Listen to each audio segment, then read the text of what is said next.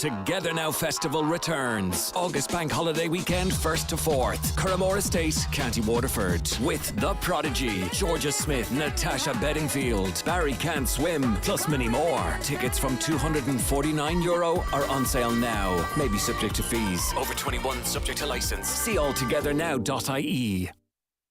McElhinney's summer sale is here. Grab your favourite designer brands for a fraction of the price. We have a massive 50% off your favourite designer fashion, home, jewellery and beauty brands. Make your savings go further on sterling cash purchases with a €1.20 rate. Shop the sale rails this summer at McElhinney's Ballabafay or online at mcelhinney's.com.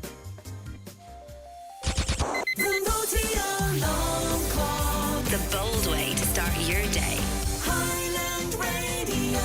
Gregory, the boldness is over. It's over to you. There's a healthy glow about you today for the Monday morning. Moisturiser, Gooch. Love it. You have to have your moisturising routine, especially when you get into your mid-40s. Yes. It's essential. So moisturise in the morning time. Moisturise Splash in the it morning. on. And what about then the evening time if we go to the lab? Do you throw it on, do you? Not at all. But you're going to be lying in your bed for 6 or 7 hours. Yes. But then you throw on the moisturiser then, right, if you do, right? And then sure, it's all going to be on the pillowcase. Aye, a bit like the fake tan. So you need to put it on an hour before you go to bed. Yes, Let it soak into. Did you have a good weekend? I did have a good What weekend. did you do? Anything nice? Anything nice? I was watching the game yesterday. Was kind of a bit sneaky. I was kind of watching the game, right? Yes. Couldn't listen to Oisin, unfortunately. Father Sean Doherty had an event yesterday. He had Daniel Donald for tea in Derry, St Mary's College, and it was lovely. It was in aid of St Eugene's VIPs? Cathedral. No, open to the public, and there was about 380 or 90 invited? people. No, I was kind of working, helping out, doing whatever I could. Didn't do much, but I was doing my bit. And so I was watching the game at the same time, and Did Father Sean know this? Well, he was hovering about, and every time I was let on, I was looking busy, but I had the phone there watching the match as well. Now, Do you know? messaging you. Oh, that's him. He says, I'm listening. But so that was that, and then Saturday, kind of mind what I was doing Saturday. Last you know week. yourself. But you were out a wee bit boating yesterday. We did. I went out yesterday just before the game. It was lovely. Lovely. And Summer arrived, didn't it? Did you know it was coming? Like, I know I'd predicted high pressure last Monday. You did flag it up. I did. Is it going to last now? I know we're going to get... Well, it's a bit mixed this week, and unfortunately, temperatures dropping from Friday onwards, a bit of rain next weekend. So they say now, but listen, you know what? Can all It change. Can all change. But when this is, it's if it's dry and then the sun comes out now and again, that's all people want, really. We don't need it. As long as it's down, not bucket and rain constantly. Lifts the spirits, doesn't it? Exactly, we need all that. right, okay, Right, well, you lift my spirits every morning, thanks, 6 Daddy. to 9. You Take see. care of yourself. All right, bye-bye. It is the 9 Til Noon Show, and it's a busy one. An awful lot happened at the weekend between sports fields and what have you. We're going to keep you across all of it after we get a news update now, and it's over to Donna Marie Doherty. Thanks, Greg. Good morning. The Council of State will examine the constitutionality of the Defence Amendments Bill today. President Higgins has convened a meeting of the Council, which includes the Taoiseach, Taoiseach, senior judges, former presidents and Taoiseach and others added by him. The bill allows for a new body to oversee the defence forces, but some groups representing those in the military are warning it could prevent them criticising government policy. It's only the 15th time in the history of the state that a Council of State meeting is being called. Concerns are growing that a phantom spray painter has returned in West Donegal. It's after a number of road signs and private property has been graffitied with red paint. A local councillor says it was a problem in the past but had subsided. Councillor Michael McClafferty is now appealing to the culprit or culprits to stop as vulnerable people in the community are becoming upset. I would say please stay away from people's property, and particularly stay away from people who are living in elderly populated areas. Stop annoying them, because that's what you've been doing. You've annoyed a great number of people in the Focari area. We need and want this to stop. And that's where it's at, Donna Marie. It's a sad state of affairs that I'm standing here talking to you Monday morning about this, that vulnerable people and elderly people are greatly annoyed about this on a Monday morning. This is not on. Like, at the minute, a paint's been sprayed, a person's shade has been damaged, and I would say just draw the line on it before things get out of hand, go any further. Just stop it now, immediately. Gardaí tended the scene of a crash in Castlefin earlier this morning. It's understood to have only involved one car at around 5 o'clock this morning. A man has received medical treatment and Gardaí say inquiries are ongoing. 111 homes and businesses are without power this morning in Carndonagh. The fault was reported at 7 a.m. It's hoped the issue will be resolved at around 10:30. The Lough Swilly RNLI crew were called out to the assistance of a kayaker who'd fallen and injured her leg on Inishtrahull Island. The task came in at around 8:30 on Saturday evening. The victim was with a group who landed on the island earlier in the day. Using the all-weather lifeboat, she was evacuated and taken to Buncrana Pier. An ambulance was at the ready to transport the kayaker to hospital for further treatment. Looking now to weather, dry with sunny spells. Some showery rain will develop later in the afternoon and evening, but that's with highs of 18 to 21 degrees. That's all for now from Highland Radio News. Back with more at 10 o'clock.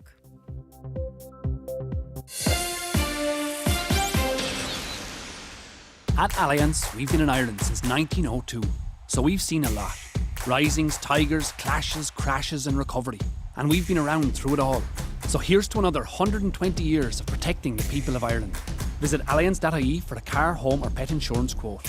Existing customers can save an extra 5% when you buy an additional policy online. 5% multi-policy discount in addition to existing online discounts for car, home and pet insurance. Alliance PLC is regulated by the Central Bank of Ireland. Standard acceptance criteria, minimum premiums, terms and conditions apply. And now, it's time for the talk of the Northwest. The 9 Til Noon Show with Greg Hughes on Highland Radio. And it's good morning to you. Hello, you're very welcome along to another week of the 9 Til Noon Show. It's 4 minutes past 9 and it is the 15th of July 2024. How are you all keeping? I hope you're very well indeed. Did you have a good weekend?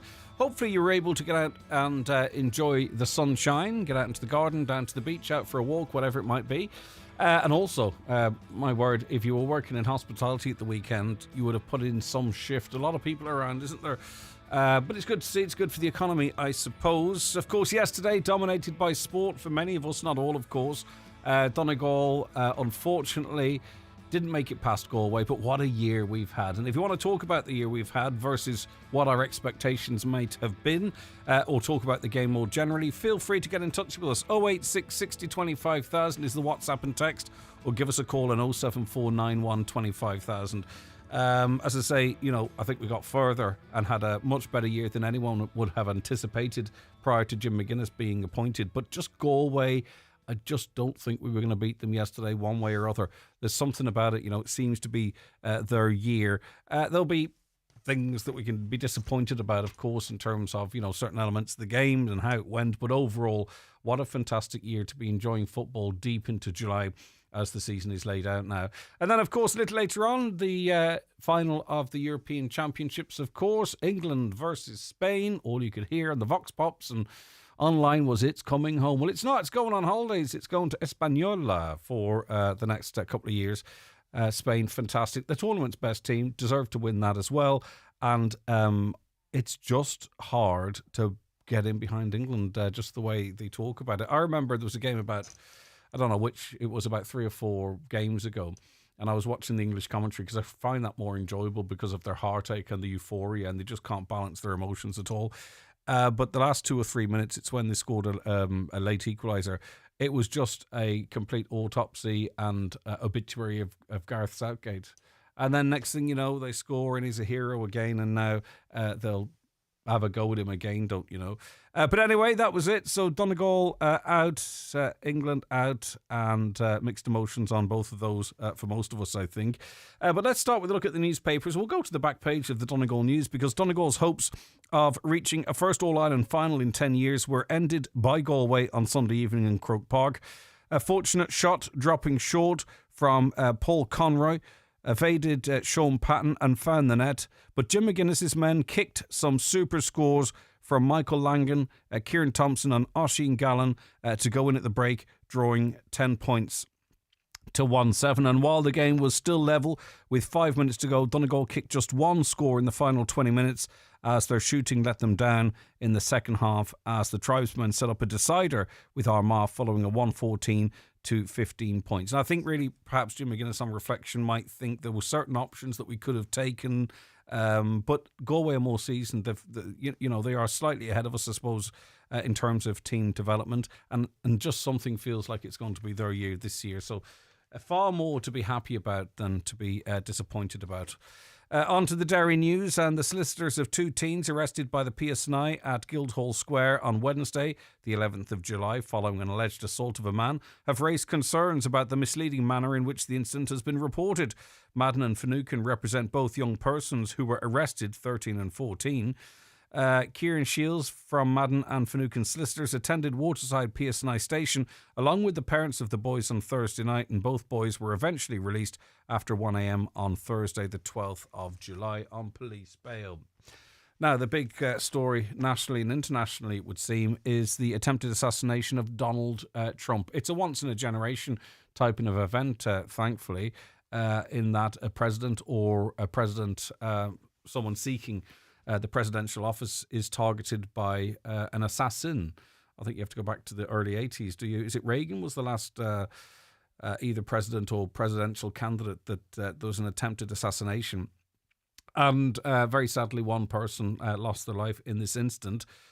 Unbelievable, miraculous for Donald Trump that he just turned his head in a moment, tilted his head, and the bullet whizzed through his ear effectively and past him. And there's some remarkable pictures. And there is one picture in particular that you've all seen, I'm sure, or you've had described to you if you have vision problems. And that is he, as he's bundled off the stage with his fist in the air, blood on his face, blood pouring down his ear, Secret Service around him. And it's just going to be an iconic picture. It's a picture that you see in real time that will be viewed for many, many generations to come. But what impact does it have on the presidential election? Of course, I think it's a shoo-in now. I think people need to start preparing, and many will be pleased for 4 years of Donald Trump. Joe Biden, his faux pas and what have you seem to become irrelevant now at this stage because it paints Donald Trump as a martyr, as a hero, especially given his reaction to this incident. But the 20-year-old nursing home employee from suburban Pittsburgh who tried to assassinate Donald Trump was a registered Republican who packed explosives in the vehicle he drove to the campaign rally an hour from his home, where bomb material was also found. Law enforcement officials were working last night to learn more about Thomas Matthew Crooks of Bethel Park, Pennsylvania, to determine what motivated him to open fire on the Trump rally in Butler, Pennsylvania, from a nearby rooftop, killing one spectator before he was shot dead by the Secret Service. But the Secret Service have a great deal to answer for, you'd have to imagine. It seems almost impossible that this was allowed to happen. There were Secret Service snipers in position, presumably scanning the horizon or what have you. He was sitting on a roof just like 150 yards away, lying on his belly with a gun. Spectators had seen him there. There was an awareness of him being there, but he was allowed to get the shots off before he was shot himself. I think if you looked at the geography of it, it's really quite remarkable that those charged with protecting Donald Trump didn't see him and weren't able to intercept him before he was able to fire the shots. But the FBI said it had not yet identified any threatening writing or social media posts from Crooks, who graduated from high school 2 years ago and has no past criminal cases against him, according to public court records. The shooting was being investigated as an attempted assassination and an act of domestic terrorism, the FBI said. Really quite remarkable. I was heading up to bed when that story broke and found myself then watching the coverage and not getting the night's sleep I perhaps should have. On to the Irish Times now, and the government has appointed forensic accountants amid concerns about significant fraud by some accommodation providers housing refugees and asylum seekers. The Irish Times has learned that Minister for Integration Roderick O'Gorman told a key cabinet subcommittee last week that his department is concerned about instances of significant fraud, including cases where hotels are believed to have claimed payments for people who have moved out of their accommodation. The state has been winding up contracts with a range of accommodation providers this year on foot of a decline in the number of Ukrainians seeking protection here, as well as many leaving hotels and guest houses. It's understood that approximately 75 contracts have already been terminated for compliance reasons. Compliance issues identified included, but are not limited to, the health, safety and well-being of those in accommodation, overcharging by providers for accommodation and unregulated secondary properties. But the reality is those who were able to get into this business have already their money made and have done very well. Of course, it was one of those situations that we're not going to last forever. So I think business people would say, right, we've our money made, let's move on. And all of those Egypts that offered their house for $800 a month, never even getting callbacks in many stages. And I say Egypts because I can, because of people I know who went through that process and couldn't understand why their offer wasn't being taken up. Well, there was money to be made elsewhere. This is one that might have some impact on some of you listening today. It's in the Irish Daily Mail. A steep cut in the amount of cash Irish people can get back after cataract surgery in the north shows a blatant disregard for the elderly of the nation, has been described as outrageous. Cataract surgery is offered to people who travel to the north under cross-border health arrangements, and it will continue to be offered. However, under a new pricing structure introduced on July 1st, some patients will no longer receive the standard $1,928 reimbursement, but will be given less than half of that amount, $863. Speaking to the Dáil this week, independent TD Michael Collins described the move as outrageous and said it appears that the coalition were happy to have people lose their sight, while independent TD Carol Nolan said the move was frankly incomprehensible. Lots of people in organised buses from down the country as well, but I'm sure from this region, have been able to go to the north to get the cataract surgery, which is, obviously very important for quality of life and vision. And we're able to do so, getting close on 2,000 of a reimbursement. That's going to be halved. So that means this demographic, who are often perhaps surviving on just a state pension alone, may no longer get this treatment. And I don't know who came up with this decision, but it doesn't seem very fair, does it? Well, Deputy Collins said the move shows a blatant disregard for the elderly and is an abuse of power. He said, this is not just an abuse of power, it's a blatant disregard for our elderly citizens who depend on these funds for essential cataract surgery. The government's decision is nothing short of outrageous. And coming up to the budget, look, whoever should get more money to make life a little bit more bearable for them. But for many people who are on middling wages, the extra £5 a week, I'm sure most people would sacrifice that so older people can get their cataracts done in a timely fashion and without big money coming out of their accounts or loans being taken out and what have you. Or maybe I'm an outlier in that view, but that's what I prefer to see. The Irish Daily Star, a Fine Gael TD, has said he was taken aback after a priest refused to give him Holy Communion at a funeral mass.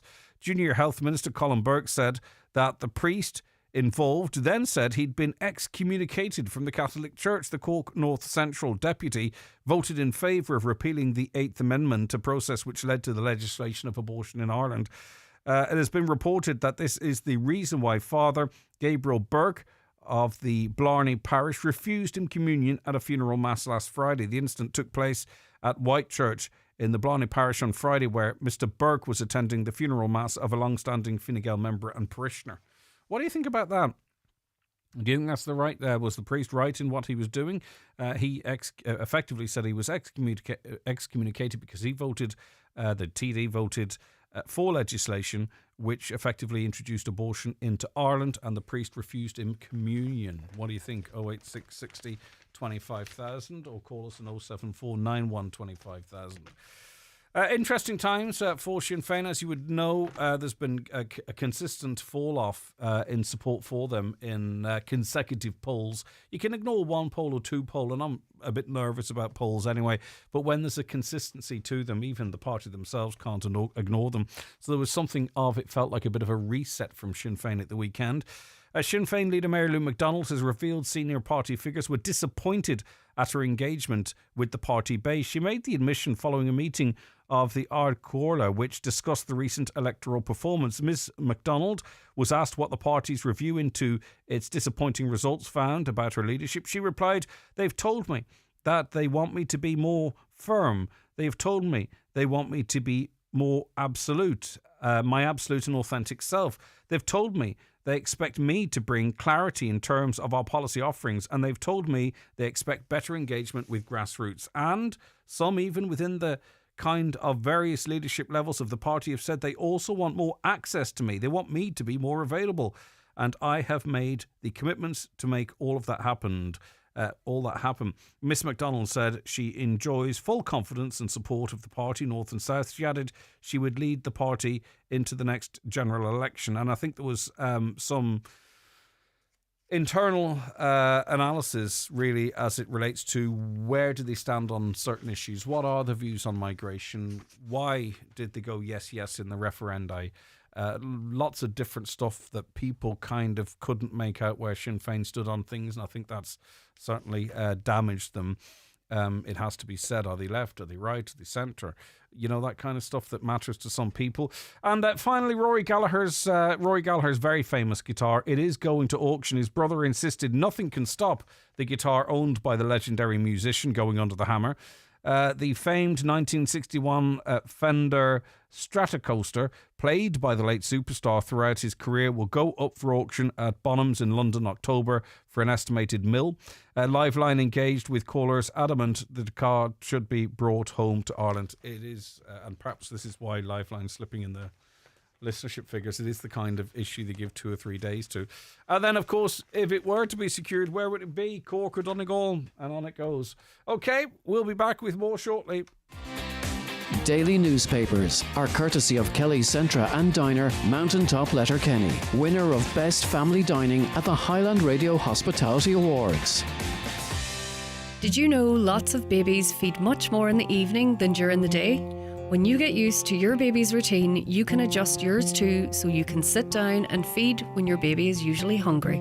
Visit mychild.ie for advice on pregnancy, baby and toddler health. New store Call of the Wild is now open on Main Street, Letterkenny, with top quality outdoor clothing, footwear and equipment. Also the best advice and great service. Top names include Columbia, Helly Hansen and the North Face. Also Patagonia, Icebreaker and Mendel hiking boots. Get the best gear, whatever your lifestyle, at Call of the Wild in Letterkenny. See callofthewild.ie. Agricultural show entries are now being taken for the Clonmany Agricultural Show. Competitions in sheep, cattle, pony and horse, poultry, home industry, adult and children's sections, sheep shearing and show jumping sections, and sheepdog trials. Entries close 22nd of July. You can enter online at clonmanyshow.com or by entry form to the secretary. Or contact clonmanyagrishow@gmail.com. We are a 2-day show this year, 6th and 7th of August, packed full of events for everyone. Foy & Company in Ballybuffet and Letterkenny are the largest stockists of paint and wallpapers in the Northwest. Our qualified colour consultants and interior design team will help you create a beautiful space designed for your needs. We work with commercial and residential customers, have all the largest brands and can match any colour. We stock all the interior and exterior paint along with all the painting accessories you'll need to completely transform your space at Foy & Company in Letterkenny and Ballybuffet. If you're painting outside your home or business premises, Watson Hire have a brilliant deal on Storm Shield exterior paint. Get 3 10-litre buckets of white Johnson's Storm Shield for $119.95 or 3 buckets of coloured Storm Shield for just $149.95. Johnson's Storm Shield is rainproof in 20 minutes, ideal for the Donegal weather, and Watson's can mix thousands of colours. Call in and talk to the paint specialist for advice and see loads more paint deals in store at Watson Hire, Lisnen and Letterkenny. Highland Radio Time Checks brought to you by EirGrid, the operator and developer of Ireland's electricity grid. EirGrid, powering up communities, powering up Ireland. The time is... Okay, the time 21 minutes past 9 now. Shocking volley of shots at Trump rally. A devastating reminder that words can carry weight is one headline. The bullet which grazed the head of Republican presidential candidate Donald Trump will continue to travel through the discourse of a fragmented American election season as the country grapples with the consequences of the latest horrifying assassination attempt on a political figure. Right, we have Sharon, who's an American citizen now based in Donegal. Sharon, good morning to you. Good morning, Greg. How are you? I'm good. Thanks for joining us. Your reaction to it, as I said sort of a little earlier on running through the papers, this is the kind of thing happens once a generation or once every couple of generations. Shocking altogether. Oh, it was absolutely shocking. I happened to be on a Zoom call with mates in the States on Saturday night when one of them said, hang on a second, they're saying shots been fired. And so that's how I found out what was going on, and they shared the screen, and it was just pandemonium and very, very much a surprise, yet at the same time, my fears that this current election would be linked to violence, and certainly when the results come in from the election delve down into violence, would unfortunately not be a surprise in that case. But it was a great surprise to hear, an assassination attempt. Something like that hasn't been attempted in over 40 years when Ronald Reagan was shot. And he's a very lucky man. Teflon Don, nothing sticks. I mean, it grazed his ear, could very well half an inch, and it could have been in his head. But it's very unfortunate for the Democrats, because now the Republicans have this image of him defiant with a fist up. And I think his campaign is going to run with that. He's going to end up, smelling like roses coming out of this horrible event. Yeah, but just before really we talk about the consequences of it a little bit more, I mean, serious questions will have to be asked from the Secret Service here. This was not some international plot involving, a team of specialist would-be assassins. This was one person with a gun that was able to get within 150 yards of him by simply shimmying, bear crawling across a roof, setting up his gun, taking aim and shooting, whilst audience members were able to see what was going on. There were even people behind Donald Trump that appeared to know something was about to happen, whatever they saw or what have you. I mean, it is crazy that this was able to get as far as it actually did.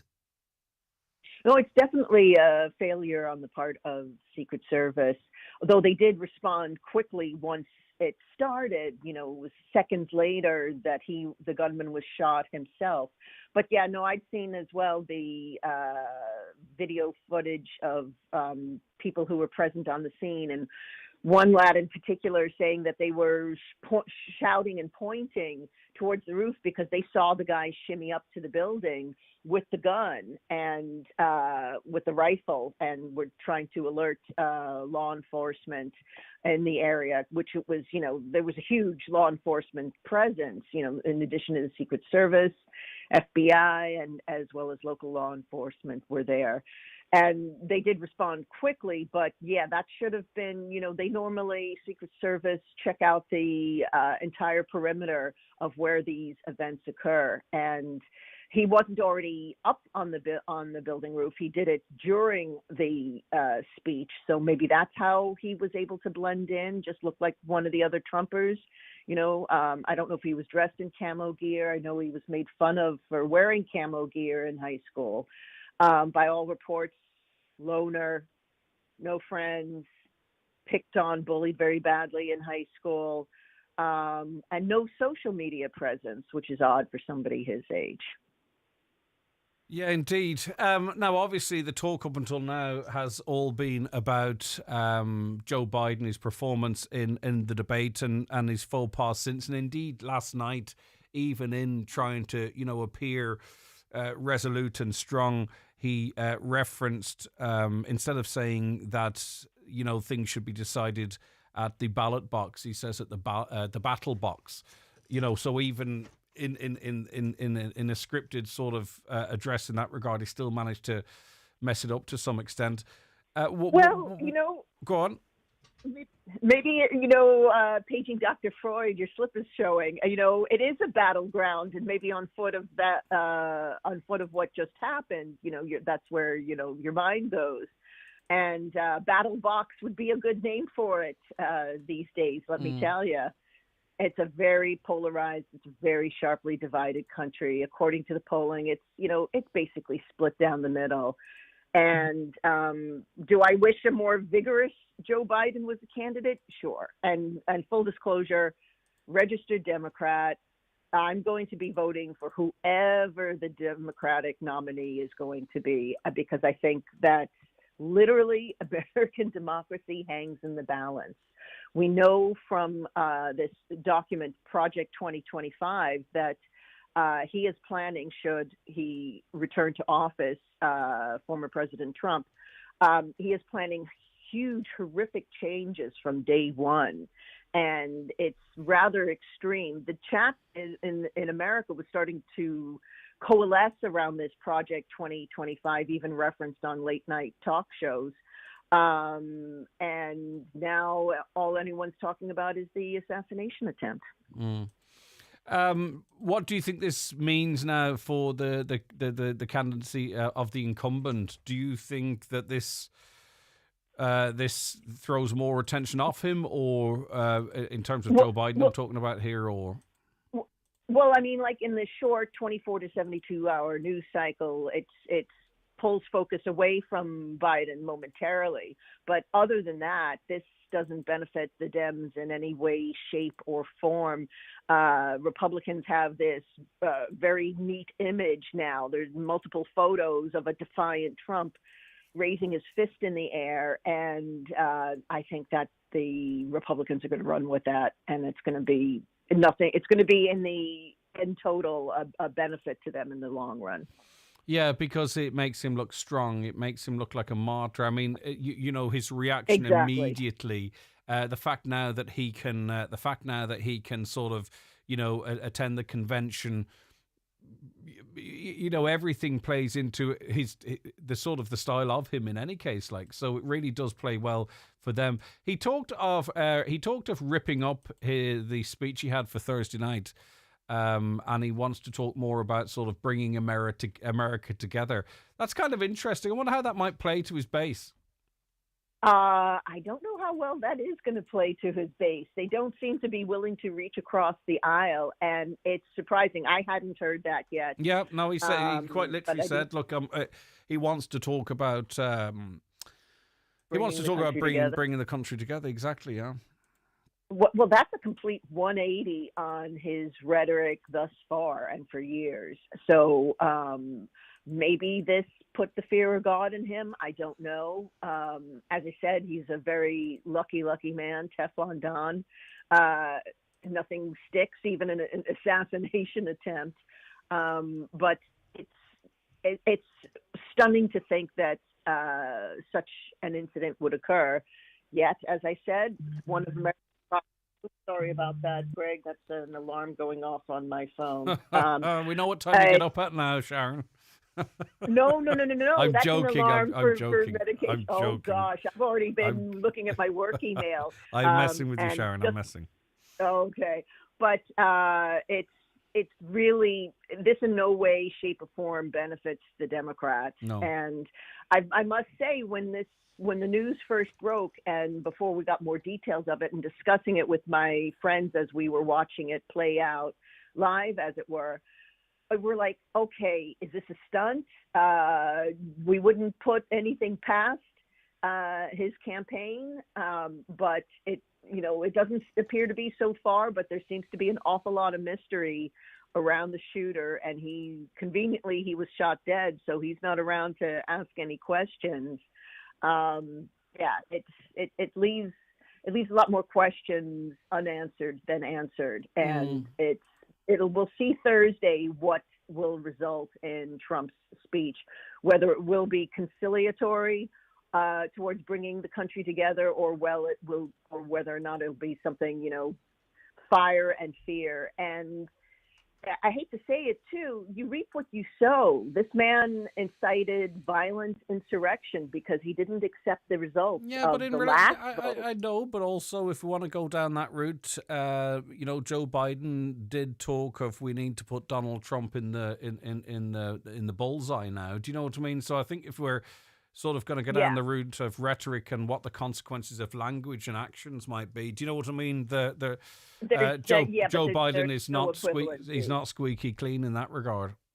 There's if you were to tot up all references and incitement to violence, it's not comparable. There's Joe maybe using that line once, you're going to see Trump using that and worse more than 20 times. They're not okay. Yeah, false Sharon, equivalence there. It's been I get you. But at the same time, every side has to be conscious of the words potentially triggering actions. Yeah. Sharon, thank you so much for your time. Take care of yourself. It's lovely to speak to you. Former Garda Sergeant Christy Galligan's with us as well. Good morning to you, Christy. Quite a remarkable turn of events in the United States. It is certainly, but it's not unexpected, I don't think. I think there was going to be an attempt at somewhere along the line. Little did we think it would be from within his own Republican, somebody who supported the Republican base. Unfortunately, in America, as we've seen and we've heard so many times, with shootings and one thing and another, the average numbers every year around 34,000 people shot or in some shape or form by guns, and the AR-15 seems to be a gun that's used prevalently around America. But sadly, in this case, there was a lot of rhetoric and there's a lot of polarization in relation to the American democracy at the present moment between two elderly gentlemen who should know better, maybe, in lots of ways. But there is the issue of security now. I mean, they're really going to wrap up security for both the Mr. Trump and President Biden, because there is a possibility you're going to get tit for tat, in relation to this attempt on Donald Trump. And that's the biggest concern for a lot of people in America. Will this ramp up further civil unrest? Will there be more shootings, at rallies or whatever? Will there be further disruption? And that's a big concern for the security services. Really, that they'll be on tender hooks at the present moment until this election is over, and maybe even after. Nothing is certain in America at the present moment. No, but also too, serious questions will be asked as to how this was allowed to happen. Yeah, and what surprises me, because as you've seen and I have seen, people who were witness to the fact that this young lad was able to crawl up with his gun up on top of a roof directly opposite nearly where Trump was speaking on stage, and opposite to that, maybe over 100 meters away, were other FBI snipers, and I'm surprised that they hadn't identified. But seemingly it was brought to their attention, or the police down below, it was brought to their attention this guy was crawling up onto a roof and no action was taken. And that is very, very surprising.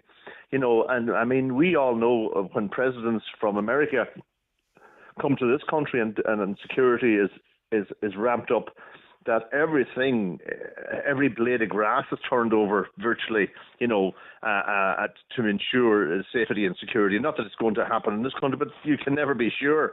But the problem for them is that in a place like America, where guns are to a penny at the present moment in time, that how do you secure perimeters, and especially in open fields like where we had in this area, Butler's Farm, the showgrounds there, where how do you cover everything? I'm surprised they hadn't drones up above. When they weren't going to have a helicopter up above because it would drown out any noise that Donald Trump was going to make. I get where you're coming from, but even so, that would be if this person, and we've all watched the films, was 500 meters away in a window of a high-rise building. This was a fella who just crawled along a low-pitched roof. With a direct line of sight. There's some talk that maybe trees obscured his view or something along those lines. But the fact that there were also special service snipers who presumably would have been scanning, that they didn't spot a person lying on a roof. And that's the surprising part, because I get where you're coming from, better surveillance, drones and all that type of stuff. But it seems even the basic stuff was overlooked.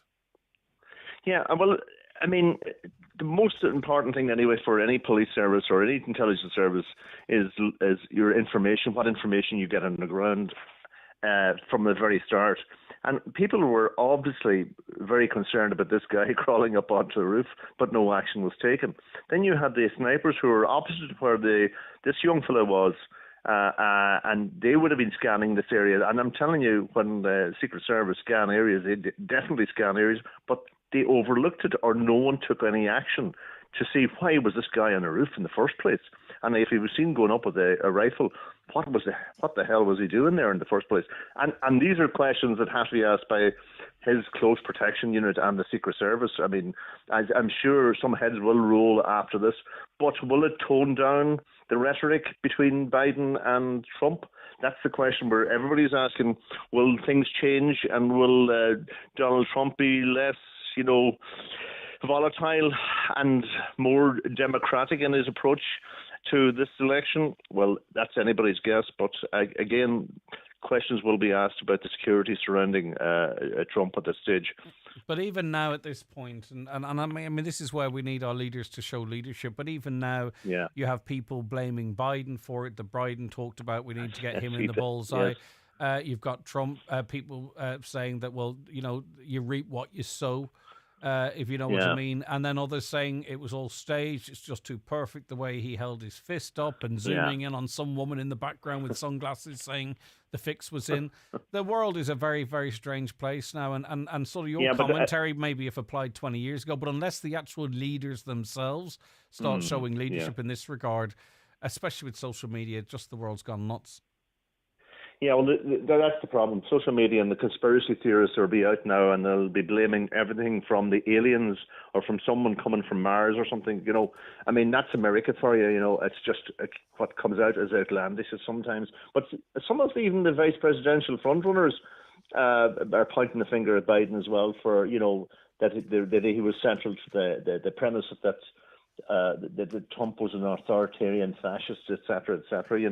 All of that feeds into this rhetoric as well, and doesn't help either side, moving forward. I mean, we're talking about one of the biggest democracies in the world, and here we have two gentlemen, elderly gentlemen, one who's forgetting his lines, the other who would rather forget some of his lines. And they are now vying for the Oval Office in America. And I mean, out of a large population that the Americans cannot find two better candidates than they have at the present moment is beyond me. Okay, well, it'll be interesting. I think the world, whether you're celebrating or it horrifies you, needs to be preparing for another term of Donald Trump as president, because I can't see any way. Firstly, we know he can't say anything that can derail him. That's just simply the only way he could actually derail his own campaign if he actually is affected by this and becomes, very nice, if you know what I mean. That just wouldn't play very well to his base. Christy, Christy, thank you very much for that. I appreciate your input. Take care of yourself. That's former Sergeant Christy Gallagher there. A caller says the would-be assassin could legally buy a firearm but couldn't legally buy alcohol. It says an awful lot about America. James is watching on Facebook and says, I live near this area. I've been there many times. Now the world knows the area, and not for a good reason. I'm not a Trump fan at all, but the Secret Service screwed up. Thanks for that, James. It's amazing when they say democracy hangs in the balance when the only thing threatening it is a Democratic vote. Another, it's amazing how intolerant the so-called liberal far left are. They've been demonizing him with their rhetoric for months. The Democrats and Biden recently talked about keeping the bullseye on Trump, and I referenced that a couple of times as that text was coming in there. Last one just before break. I have a question for the Committee of Festivals. Is it legal to charge the public €15 to stand in the main street when the festival is even to walk over to the public toilets? They charge also. I'd like this aired if possible. Talking about a specific... there are festivals that close main streets. Donegal Town, for an example. Also Ramelton, where big people might say, well, this is our main street, this is my main street for the rest of the year. Why am I being charged to walk around on it? So I can understand why people might be peed off with that. I believe there must be some sort of bylaws introduced to allow that to happen, but we'll have to see. Any views on that? 08660 25,000. Right, we're going to talk about Donegal v Galway after this quick break. Watch the show live now on YouTube, Facebook and at highlandradio.com. Hi folks, Paul McDevitt here, inviting you to join myself and Jimmy Stafford this Monday night for another edition of the Monday Night Sessions. On the show this week we welcome local rapper, poet and songwriter Aaron. Orla Fury from Plumbridge will also be dropping by for a chat and a few songs. And from the Cash Returns show band we welcome Les Thompson, who will be telling us all about his brand new album in tribute to Willie Nelson. So that's the Monday Night Sessions this Monday night between 8 p.m. and 10 p.m. as always, right here on Highland Radio. Transform your home with Hegarty's Home Interiors in Buncrana. Discover a wide selection of stylish furniture and decor to create your perfect space. Our expert team offers personalised advice to match your style and budget. Visit us on Main Street, Buncrana. Open Monday to Saturday 9 a.m. until 6 p.m. Or visit hegartyshomeinteriors.ie. Hegarty's Home Interiors, making homes beautiful since 1946. Is that the new Opel? Yes, of course. Does it really look that good? Yes, of course. Is it fun to drive? Yes, of course. Is it packed with smart tech? Yes, of course. Can I test drive it right now at Manor Motors Opel? Yes, of course. The new Opel Corsa, now available. See manormotors.ie for details. Enjoy summer with Home Store and more. Bring your garden to life with our great range of garden furniture, including rattan corner sets, dinner sets and much more. And when it comes to barbecues, whether gas, charcoal or smoker, we've got what you need to cook up a storm. There's also gazebos and garden decor. Light up your garden with our extensive range of solar lights, string lights, post lights, lanterns and much more. Make your garden your sanctuary. Come visit our stores and see for yourself or shop online at homestoreandmore.ie. Home Store and More. A happy home.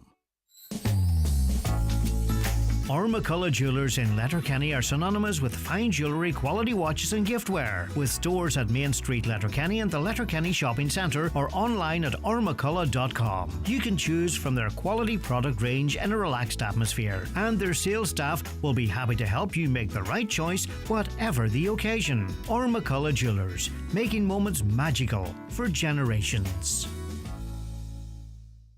Tired of having something to say and no one to say it to? Do you want your voice to be heard? Why not join Highland Radio's Your Community, Your Voice programme? We are seeking candidates to learn all things radio, audio, podcasting and so much more. Let our experienced staff show you how it's done. Limited number of places available, so don't miss out on this fantastic opportunity to not only learn about the world of radio through hands-on experience, but we want to help you find your voice. Send us your expressions of interest to inquiries at highlandradio.com. Brought to you in association with Commission Man.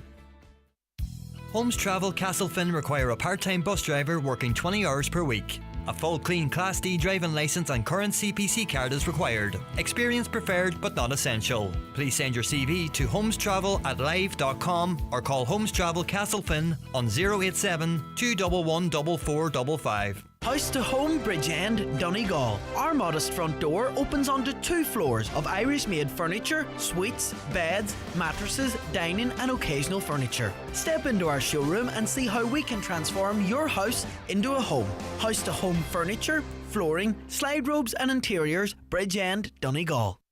Do you need a little extra help staying in your home? At Bluebird Care, we offer a wide variety of QMark-approved personalised home care services across Donegal. And our fully trained and committed staff will always meet your care needs with kindness, compassion and dignity. To get your personal home care assessment plan, visit bluebirdcare.ie or call our care team today on 07491 29562 and bring care home. Attention, Century Play is now open. We are open from 10 a.m. to 7 p.m. 7 days a week for endless fun with exciting new features. Visit us today for unforgettable memories in the largest playframe in the Northwest. We're also now taking kids' party bookings. Call us on 074 9121976 for more information.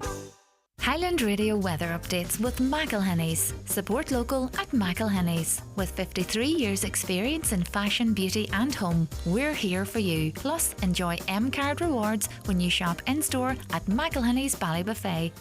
Okay, this morning, sunny spells and dry. Some showery rain will develop later into the afternoon and evening. Temperatures of 18 to 21 degrees in just light south-east to east breezes. Okay, let's talk about the big game yesterday. That was Donegal v Galway. Paul joins us now. Good morning, Paul. Good morning, Greg. What a journey it's been. Fantastic stuff altogether. If you said that there, hey, last year, I would have had it high up, like, you know. Yeah. I said you were mad, like. But hey, some game yesterday. Hey. It was unbelievable. Wasn't Better it? in my opinion, better team in the first half. But you know, it was all level the first half, like, you know. But hey, they pulled away. They just, I don't know. Hey, they just seemed to run out of steam or something at the end, like, you know. Yeah, it's hard to put a finger on it, and it just seems almost to a little bit like Galway would not be denied on the day. I mean, there was, you know, a couple of shots that fell short. You can talk about the goal early on, but I think Donegal rallied and kind of eliminated the advantage Galway had through that goal. It just was not meant to be, I think. But it was. I feel really sorry. I feel really sorry for the players. Yes, that's it, like, you know. But even the turnovers yesterday, they were cheered on by the Galway supporters as if they were points or even goals, like, you know, even the turnovers. And it was, the atmosphere within Croke Park yesterday was electric, you know. Yeah. But as I saying, like, we got so far. It was disappointing. It was my birthday yesterday. It was disappointing, and you know, it was a good day out, like, you know. But as I said, like, we're Division 2 champions, back in Division 1. We're Ulster champions. Yep. And we're looking forward now to 2025. You know. I'm looking forward to it. Yeah, indeed. And happy birthday! What a way to spend your birthday. You were down at the game. I was doing the game. She got me a ticket. She gave it to me yesterday morning. Oh. I was thinking I was going to watch it on the TV, but she says, "Go on now. Go on to the petrol station now and fill your car up with diesel." Okay. And she says, "We're heading for Dublin." So that's how she sprung me. Nice one, excellent stuff. And you know what? Obviously, the initial reaction is disappointment because, you know, we got so far, but that disappointment, as we've already been talking about, Paul, very quickly sort of phased to, you know, reflecting on some fantastic days we had that we had no right really to expect a day before Jim McGuinness took over. I mean, the fact that he was able, with basically the same squad, to give us this journey, as you say, Division 2 champions, Ulster champions, a semi-final in Croke Park, some cracking games. In fact, bar the Cork game, you know, that was the first real defeat of the season, so to speak. The second defeat, I suppose. We can't discount the Cork one. But I mean, as I say, what an amazing year. Absolutely, Greg. From the two matches done at Celtic Park, remember, as well. Yeah. They started the championship, and the games throughout the league, well, come back into the league as well. Like, you know, there were some cracking games in that too, like, you know. What do you think of the format? What do you think of the championship format? There's talk of it changing now. I mean, obviously, look, there's an awful lot of games that don't really mean a lot. In other words, you know, I think there's something like 20 plus games to eliminate four teams. But I enjoyed it. There was a couple of weekends of just, you know, four amazing games. What do you think of the format? Would you like to see it changed? Leave it the way it is? I would actually leave it the way it is at the moment. At the moment, because it was bringing counties into it that had no basically chance of progressing. Yeah, they were basically still on it. But now the Tailteann Cup, now it was a bit of a shock to see counties that were what I thought were on the verge of All Ireland status dropping down to second level. You know, I get you. So I'd like to see another year of it. I think that might be. No, definitely another year of it, absolutely. But then it would have to be looked at, you know. Yeah, okay. Brilliant stuff. Well, listen, happy birthday to you. Belated happy birthday. It wasn't the final icing on the cake that you wanted, but a great day out, and fair play to your other half. The icing on the cake was Spain. I feel bad getting so much pleasure out of it, but it's just... don't we all, though? Don't we all? I know, but it's just the way... that even listening to the English commentary, that it's euphoria, and then it is just absolute devastation, and then euphoria, and it's coming home, and a nation holds its breath, and it's just too easy. It's just too easy to get pleasure out of it. That's true. Very true, Greg. Very true. It really is. Okay. All right, then. Listen, Paul, thanks very much for your birthday. Happy birthday again, and what a lovely Thank you gift very to much. get. Good man. Take care of yourself. That's Paul. Great, unexpected journey in 24. Keep your calls coming in on that, of course. 086 60 25,000. Well done to Jim and all the boys. A great year and all their hard work. Amazing. I mean, what those fellas would have had to have done to get themselves to that level of fitness for such a long campaign. The commitment from them is just absolutely unbelievable, and they do it all for us as well. I mean, obviously there's a personal motivation, but they do it for us, and it really is an amazing sacrifice from, you know, fellas that are going. Hopefully they won't have to go to work today, but you know what I mean. They are amateur sports people and have jobs and families to hold down, and all the normal stuff we all have to deal with. The team, and Jim says the listener, has given the county everything this year. Promoted, won the league, won Ulster, into the All-Ireland semi-final. What other county can say that? Last year, we couldn't sell a ticket for a game. Look how far they've come, and what the belief they have given our county again. They need our support, not our analysis. Now, there's a couple of people talking about negativity towards the team. I haven't come across it at all, to be honest with you. Anyone or any commentary I've read, it's been about, what an amazing year, what an amazing achievement. But I'm going to read this next message here because it seems to be another person that's talking of criticism of the team or the management. As I say, I've not really heard it at all, if I'm going to be completely honest. I'll get to that because we are going to move on to another topic now. And the refusal of the Eucharist to a public representative in the Diocese of Cloyne is unambiguously condemned by the Association of Catholic Priests. The leadership team of the Association of Catholic Priests includes Father Tim Hazelwood, who joins us now. Good morning, Greg. Good morning to you, Father. Just for listeners tuning in, Minister of State and Fine Gael TD Colin Burt was refused Holy Communion by a priest at the funeral mass of a constituency in County Cork because of his support of repealing the Eighth Amendment. Why are you upset at this decision by this priest? Well, it's the actions of the priest in denying somebody who presented before him to receive the sacrament. We don't think it's the proper behaviour, and more especially in the pastoral circumstances. This was a funeral mass where you had a family grieving, and we feel the focus of attention should have been on that, and that there are other ways. We all have our views on different issues, and it's a very important issue on being pro-life, but denying the Eucharist isn't something that we think is the way of putting your point across. He could have met him, dialogued with him, engaged with him, debated with him, whatever, but not there in front of a grieving family. It's not. Now, the priest, Father, the priest will get some support from people who are, they look at the figures that are released now showing the amount of abortions that are legally taking place in this country now. And of course, our legislators, it can't happen without their voting in a certain direction. But in your press release, you talk of conscience. And I think that's quite an interesting point and maybe brings us back as to, how religion works and what have you. So can you talk to us a little bit about that? Well, the job of being a politician is not easy because there are so many strands that they have to take into account. We're a pluralist society now with people from all over the world, different faiths, of no faith. So for us as Catholics to expect our politicians to act the way we want to, I don't think it's very realistic. We have to... and we believe that in good conscience, our politicians try to govern as best they can. And he was a man who, I don't know him, but he attends church, from what I've read, and he has never been refused before. How can we, as a priest, standing before someone, know the conscience of that person and decide there and then you're not to receive?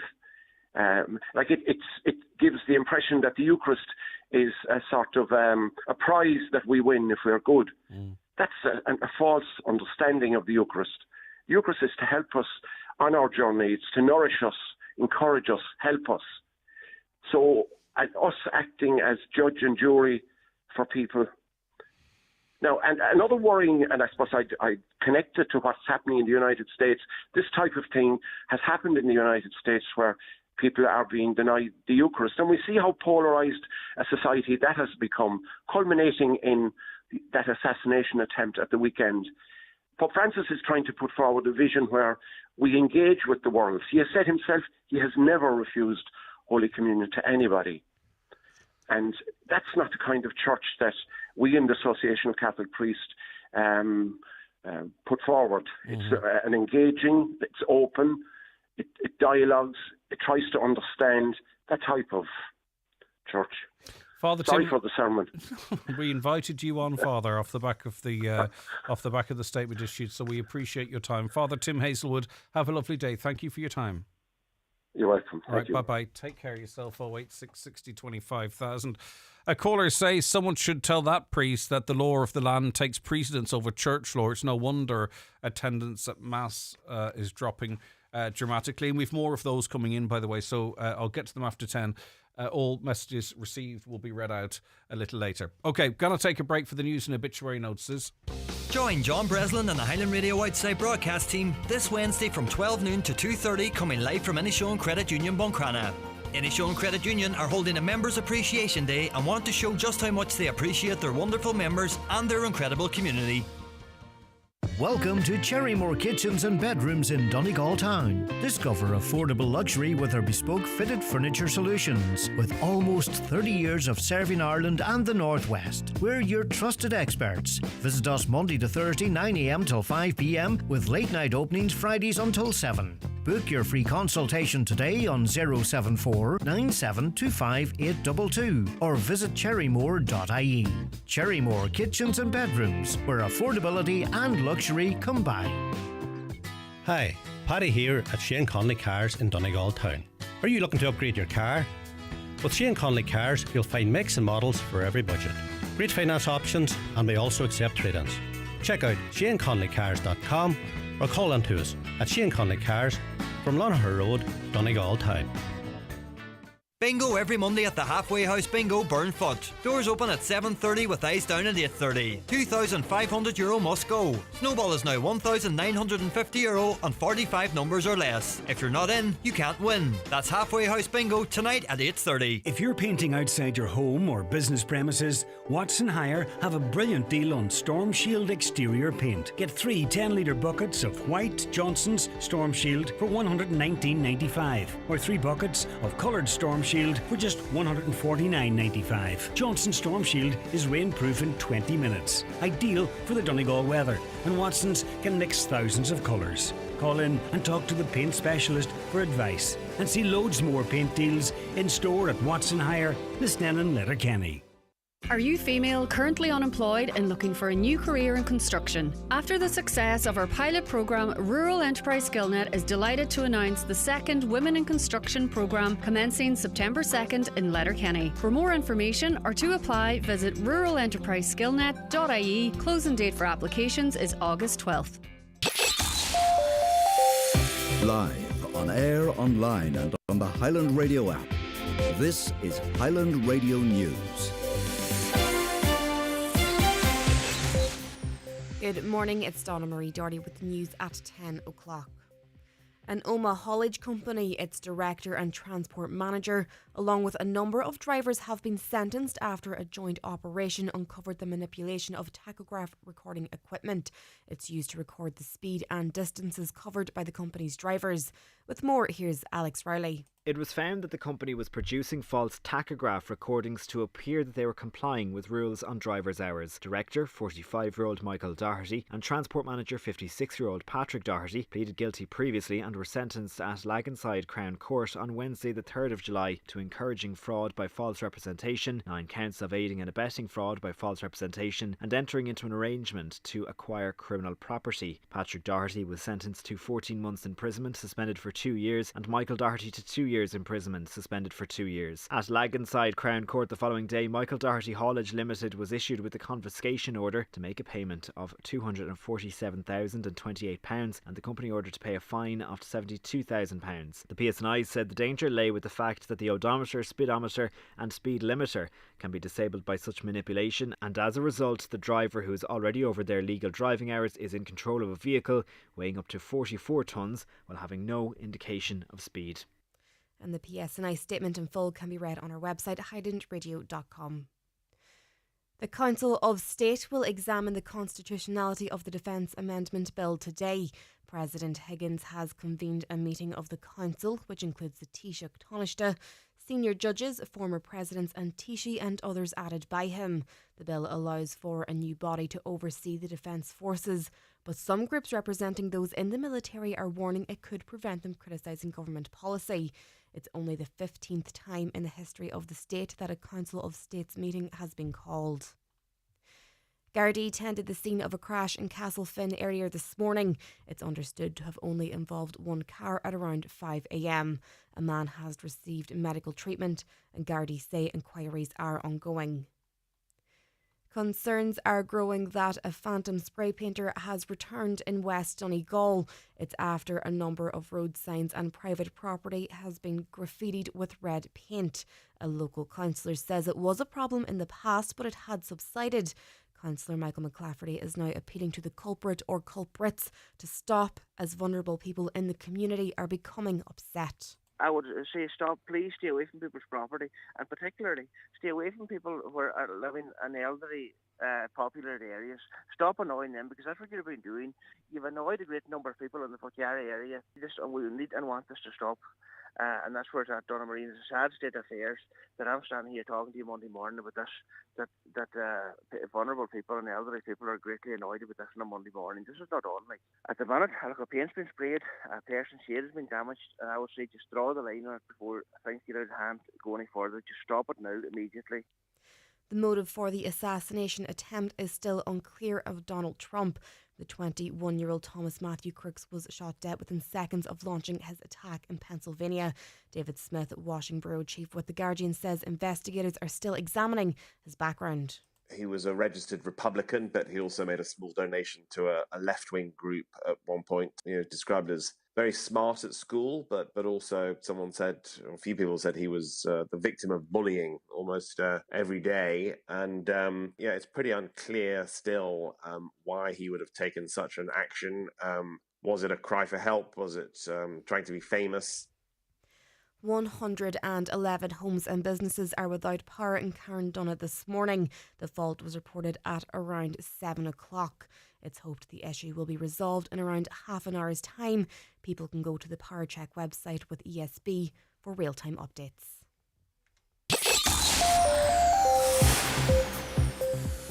Having a look now to weather, dry with sunny spells. Some showery rain will develop later into this afternoon and this evening, and that's with temperature highs of 18 to 21 degrees.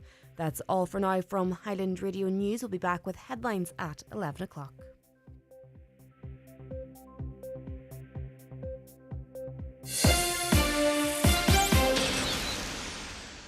The obituary notices this Monday morning, July 15th. The death has occurred of Maureen Elliott, Elliott's Bar, Menagown, Lettermack Award. Maureen's remains will be reposing at McGlynn's funeral home today from 12 p.m, with rosary at 8 o'clock. Removal after to her own home in Lettermack Award, where the house will be strictly private this evening and tomorrow. Funeral Mass is on Wednesday at 11 a.m. in St Bridget's Church, Lettermack Award, with interment after in the new cemetery. The death has occurred of Mary Hughes, Nee McDermott, Boyne Hall Drogheda, and formerly of Balnaheglish, County Roscommon, and Clonmany, County Donegal. Mary will be reposing in Townley's funeral home, Cross Lanes, today from 5 p.m. until 7 p.m. Funeral Mass tomorrow afternoon at 2 o'clock in Our Lady of Lourdes Church, Drogheda, with burial afterwards in Newton Cross Lawn Cemetery. Mary's Mass can be viewed on stpetersdrogheda.ie. The death has occurred of Elizabeth Kavanagh, Nee Bradley, the cottage Figgery Fawn, reposing at her home. Removal from there this morning at 10:30 to the Chapel of Ease of Immaculate Conception Fawn, followed by interment in St Mary's Cemetery Fawn. Family flowers only, please. Donations in lieu if desired to the Irish Cancer Society, care of any family member or Murphy Funeral Directors. The death has taken place of Conor McCarran, 28 Coram Square, Strabane. Requiem Mass in St Mary's Church, Melmount is ongoing. Cremation afterwards in Lakelands Crematorium. Donations in lieu to Knockavo School and Resource Centre, care of Quigley's Funeral Directors. The Requiem Mass can be viewed live on the parish webcam. The death has taken place of Dennis Friel, Carfin Street, Govan Hill. Reception and Holy Vigil on Thursday at St Aloysius R.C. Church, 10 Hillkirk Street, Springburn at 6 p.m. Funeral Mass on Friday at 12 noon, thereafter to Lynn Cemetery. For family information and more details regarding wakes and funerals, please go to highlandradio.com.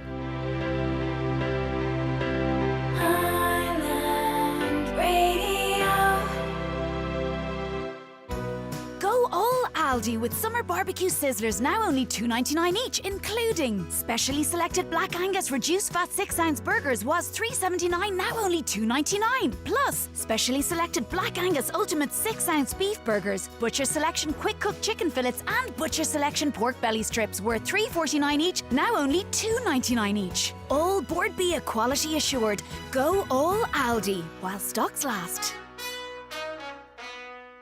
Cutting through the spin. The 9 Til Noon Show on Highland Radio. And you're very welcome back to the second hour of Monday show. Good morning. If you're just after joining us, where have you been? Anyway, lots of you are texting in, so let's catch up on some of your comments in relation to the priest who refused Deputy Colin Burke communion because of how he voted in the repeal referendum. A caller says, I'm afraid the priest was completely wrong. They're not to give the host. If priests had that reason for not, there'd be no sale for Holy Communion at all. Another, Deputy Colin Burke deliberately went to receive Holy Communion from Father Gabriel Burke when there were two other priests officiating at the service. How can we determine that? Deputy Burke had been refused communion by Friday. Is that before Friday? Gabriel on a previous... Oh, sorry, I beg your pardon. He'd been refused communion by Father Gabriel on a previous occasion for the same reason. This was nothing more than a publicity stunt. I never heard of him before this. The priest is entitled to follow the regulations of his faith, regardless of whether or not we agree with them. There was no need for this incident to occur in the first place. A politician will never walk away from a publicity opportunity. Now, I think there's an awful lot of conclusions being drawn there that we can't state for a fact. But it is important at this point, perhaps, to directly quote Pope quote the Pope. Pope Francis said that he's never refused the Eucharist to anyone. So Pope Francis himself says he's never refused the Eucharist to anybody. A caller says, I think the priest is justified. How can you vote for something so against God and expect to stand and receive communion? That's a big problem in this country. Nobody takes religion seriously at all. But also you can be for and against legislation and your feelings not to be based in religion too. Sometimes we shouldn't forget religion doesn't own everything. Right, people are very fast with... Sorry, this is in relation to the football match. People are very fast forward with no patience. 12 months ago, Jim got an unconfident group of players with no energy or belief. What he did with them in a matter of a few months was a miracle. It shows the leadership and genius of Jim McGuinness. That project is 2 to 3 years in the making. I'm reading all night armchair a-holes saying they are boring and not good enough after the loss. I'm tearing my hair out. Really, I never saw those. Reading on, they are ahead of their time. Exceptional performance for the hard matches in Ulster, and they won, by the way. Then the tough matches or rounds that came quickly after. Are people thinking with their brains at all, or what? Did you ever participate in tough sports at a senior level, they ask? Semi-final of an All-Ireland this year is a massive achievement. There's many in the team who are young and inexperienced. They done all-star stuff. That tank of a man, Damien Comer, didn't score today. If he told Jim that last week, you might say, well, we'll probably beat Galway. Galway were physically strong and Donegal were drained from far tougher games. I can't say any more. Donegal were class this first year under Jim again, and his college long-term friend, Pádraig Joyce, said the same. Bright future ahead, be positive. Sorry, I go the long way around saying things always. That's all right. Good luck to the legend, Pádraig Joyce in Galway. I have a lot of friends in Galway, and they are gentlemen. Donegal's day will come soon again. As I say, I wasn't privy or didn't see any negativity, really. Any nasty negativity. I think people are entitled to sort of say, oh, we took shots when there were better passing options and stuff. People pay a lot of money to watch a game. They can say that kind of stuff. I never saw anything personal or hateful towards the team or Jim, thankfully, but that listener must have. So who do we go for now in the final? Are we back in Armagh or are we back in Galway? And why? Let me know. 086 60 25,000. Are we back in Galway or are we backing Armagh? I was backing Armagh against Kerry, I'm not going to lie, but I think I think I'd back Galway against Armagh, if I'm honest. That's just my instinct. Greg, I'm hearing from America it was a publicity stunt by some brainwashed Trump supporter. God bless America with them, 2 candidates for the next president. Well, it's very important that we continue to think for ourselves and think freely, and also consider that this person would not have been capable of grazing President Trump on purpose, and I can't see any way at all in that this could have been manufactured or what have you. I know we're always searching for answers other than what we're told, but seriously, folks, we have to use our brains here. Very balanced there by Greg with that Democratic lady. Not enough commentary on mainstream media re how in God's name this assassination or this assassin or would-be assassin got to creep up on a roof 150 metres away. As Christie says, we see plenty of coverage of Secret Service running every blade of grass over. Also how Mr. Biden made the comment put Trump in a bullseye. How could Secret Service shoot him dead 3 seconds after it happened? Because they were watching the whole time. That's definitely a legitimate question. Did they not figure out what was going on? Maybe their view was obscured. It'll all come out in the wash, but there are some serious questions to be asked. Could you please wish all at Lag and Harps Football Club in Manor taking part in the Fall Cup this week all the best of luck, and I hope all the kids have a fantastic week. And there's something I want to mention too that happened on the weekend. A young lad from Letterkenny, Shane Porter, I believe his name is.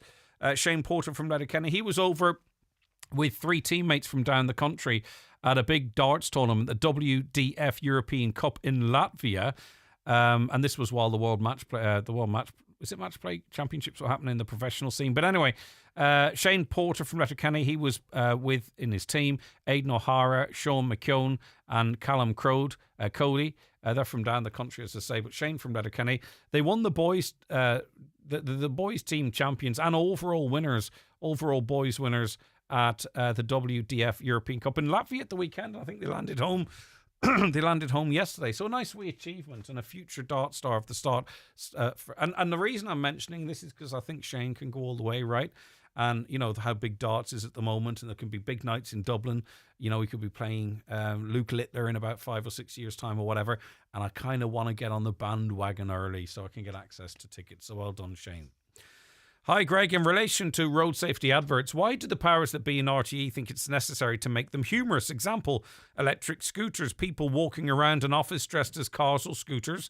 I see young people daily on these scooters without helmets, and people in drag being asked to put on a seatbelt. If you need to see them, Greg, I have seen them. That's the ones about the one where the fellas in drag. That's for the safe backseat passengers, telling them to put the seatbelt on. A caller says, though, it all makes him livid. There's nothing funny about people being killed. I don't know what... I don't know what... I know exactly what you're saying. I've seen the adverts. Bringing a bit of humour into it, does that mean maybe it'll land with people that maybe ordinarily it wouldn't? I don't know. I think the seatbelt one, I don't understand why the fella's dressed up as a woman, but I think the seatbelt one is pretty good in that it might capture that moment, a young fella, and you could be a wee bit self-conscious, is afraid of turning around and looking a wee bit soft or whatever it might be, and asking his mate to put his seatbelt on. I think the messaging of that one is good. I have no problem with I don't know the context of the drag dressing up as a woman. I know he dresses up as a superhero or a wrestler or something as well. But anyway, what do you think? 086 60 25,000. Is there something in that maybe this should be a bit more hard-hitting? I mean, we've had generations and generations of the hard-hitting ads, so maybe a bit of humour, maybe it might reach people it normally wouldn't. I don't know. Okay, let's start another week of Radio Bingo. It's time for Vision Ireland Bingo on Highland Radio. It's Monday, July 15th. Playing on a green sheet. Reference number is S1. It's week 29. Today's numbers are 16, 26, 35, 44, 12, 30, 85, 7, 67, and 60. Phone your claim to 910-4833 before 8 tonight, leaving your name, contact number and the name of the shop where you purchased your book, and we'll call you back the next working day. Get all your Vision Ireland Bingo information at highlandradio.com. Experience total relaxation in the spa at Orchids at the Holyrood Hotel, Bundoran. Recently awarded Best Hotel Spa Getaway at the RSVP Spa Awards. Enjoy luxury spa baths, revitalising facials, rejuvenating massages, pampering body treatments, outdoor hot tub and tranquil Japanese garden. Visit on a luxury spa day, pop in for some me time or buy the perfect present with a gift voucher. Relax and let the spa at Orchids transport you to another world. See holyroodhotel.com. Darren knows these roads. He knows every turn, every tree, every person's house. He knows when he wants to put his foot down. But here's something he doesn't know. He doesn't know that Jim is searching for his phone and has taken his eye off the road, just around the corner ahead. Darren doesn't know this. But they're both about to find out very quickly. Even if you know the road, you don't know what's coming. Say no to speeding. A message from the Road Safety Authority. Visit rsa.ie. You might be surprised by everything that's designed and printed at BizPrint. It's not just business stationery, cards and flyers, but pop-up banners, signs and party invites, even pens, mugs and tablecloths. Whatever you'd like printed, contact BizPrint and Letterkenny on 9177955. Getting married? Evolve Clothing at Letterkenny Retail Park is your destination.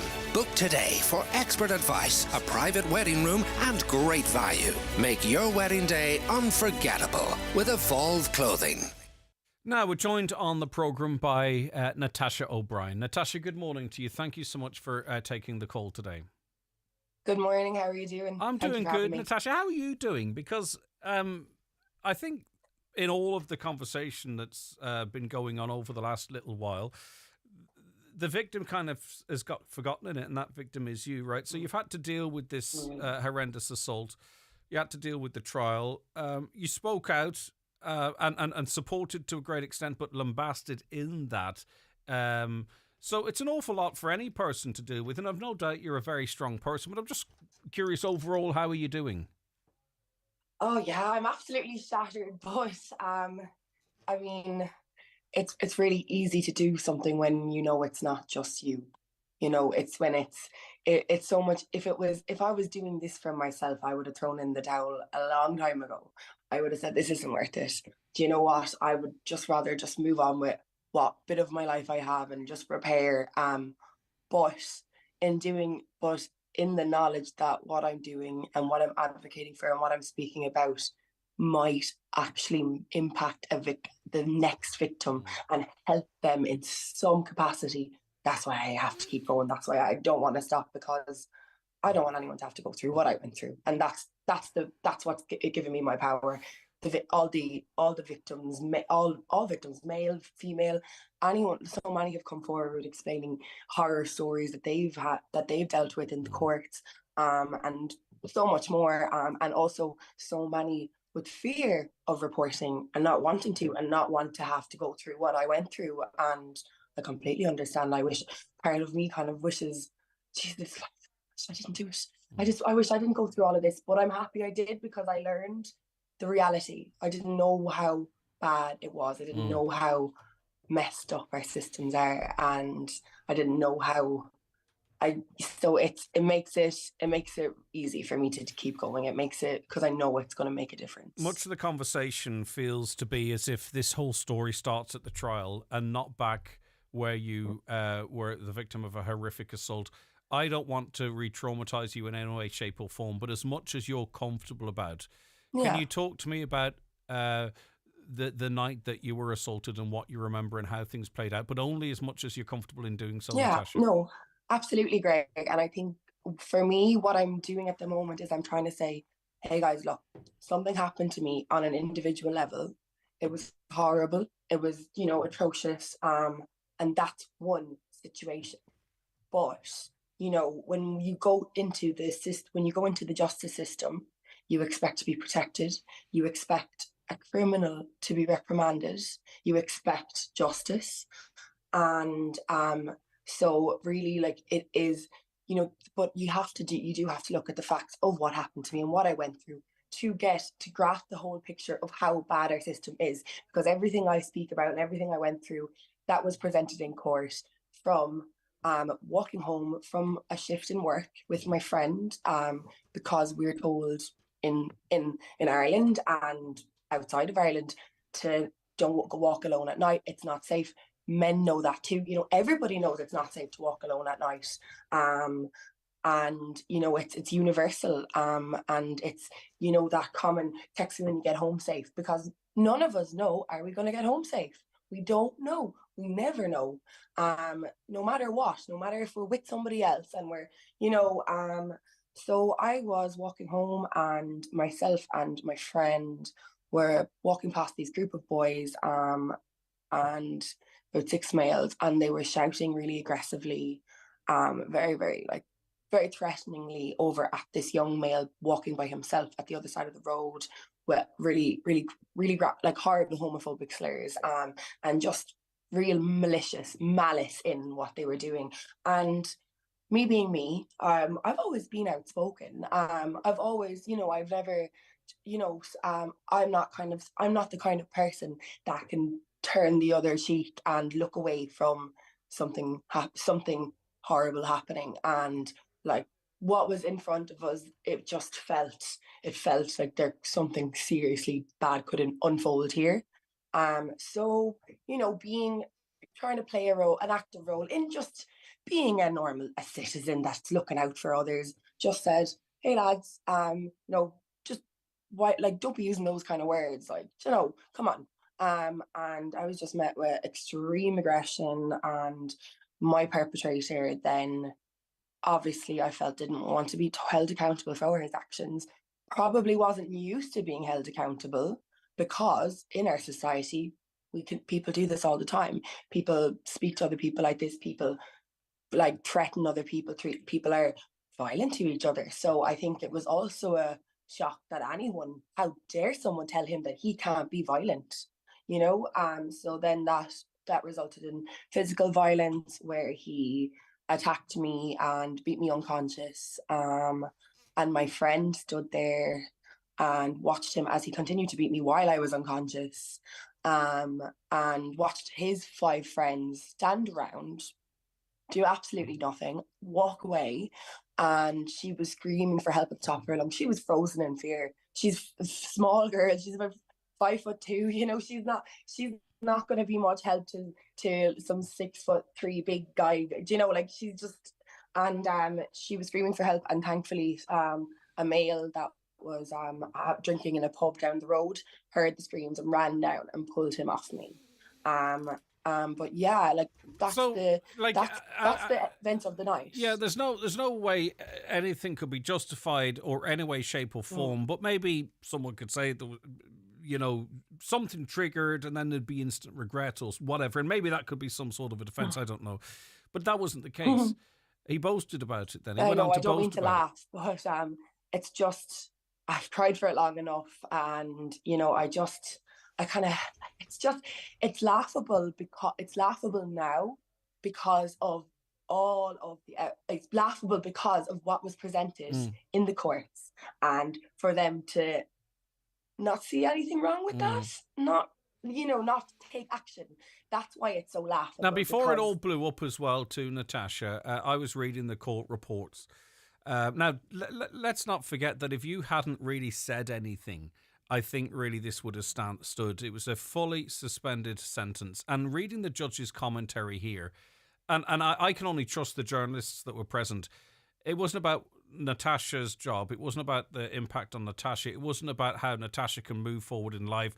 It was all about the consequences of a custodial sentence on the perpetrator, that being Cathal Crotty.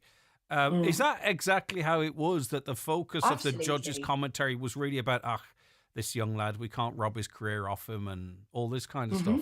And this happens time and time again. I was shocked when I was at the centre. Well, I would say maybe I was the furthest away from the centre of all of this. I was shocked, but from speaking to so many other victims, it's the exact way so many judges speak to so many victims. It's the way it is. It's almost universal, but it really is. And yeah, I mean, I just faced my attacker for the first time since that whole ordeal, and read out a victim impact statement. Don't know how I did it. I was on autopilot. I was out of body. I was looking down on myself because I couldn't, and I stood up there and read my statement out. And when I finished, the judge looked down at me and he said, Miss O'Brien, I understand the impact this has had on you. However, are you aware of how fortunate you are that the perpetrator took the guilty plea and did not compound your trauma further? And you can't answer judges back, but he asked me a question, I'm going to answer it. And I said, Your Honour, I've been suffering for 2 long years. It's hardly going to go away anytime soon. Do you know what I mean? Like, what do you mean he'll compound my trauma? You're doing that exact thing, right? You're the one compounding my trauma right now. He's not. You are, And then the commanding officer in the Irish Defence Forces, he was over my perpetrator. After I sat back down and after my victim impact statement, he stood up, and it was almost in defence to what I had said, in defence to the impact it had on me. It was like a debate. It was a debate that here, I'm the victim, this happened to me, this is how I suffered, and up stands this important figure, this influential figure whose word is maybe more important than some random girl from that has no status, to say, well, in his defence, he's an exemplary, mannerly soldier, and this is out of character. I would very, very much hope it's out of character. Yeah. And also too, the guilty the guilty plea, did that not come somewhat later in the day once CCTV footage became available, or did I misread that? So I was kept in the dark for 2 years.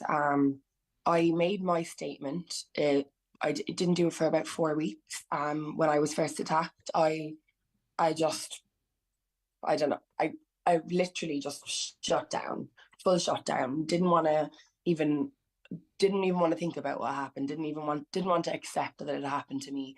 But then obviously I was suffering with a lot of physical injuries, with a fractured nose, with like a really bad concussion. I was getting like vomiting, nausea, dizziness, blackouts, fainting all the time. That lasted for about 3 months. But I got kind of almost an attack of symptoms about 3 weeks later, and alerted my doctor, and my doctor sent me straight out for an emergency brain scan to rule out a brain bleed, and I got loads of different tests, and it was just really traumatic. There was some serious brain damage here, potentially. Well, of course, I've had concussions. I used to do horse riding when I was younger, and I might be dizzy for a few hours or not remember my date of birth or something, or maybe it'd take me a week or two to get over it. But this was 3 months of confusion and dizziness and vomiting. So yeah, it took me it wasn't until after that brain bleed scare that my mother turned around to me and said, Natasha, you have to report it. And I said, I don't want to go in there and relive it. I don't want to have to go through every detail of it. I don't want to think about it. I want to put it behind me. She said, Natasha, you need to report it. It's so important that something like this is reported. You cannot.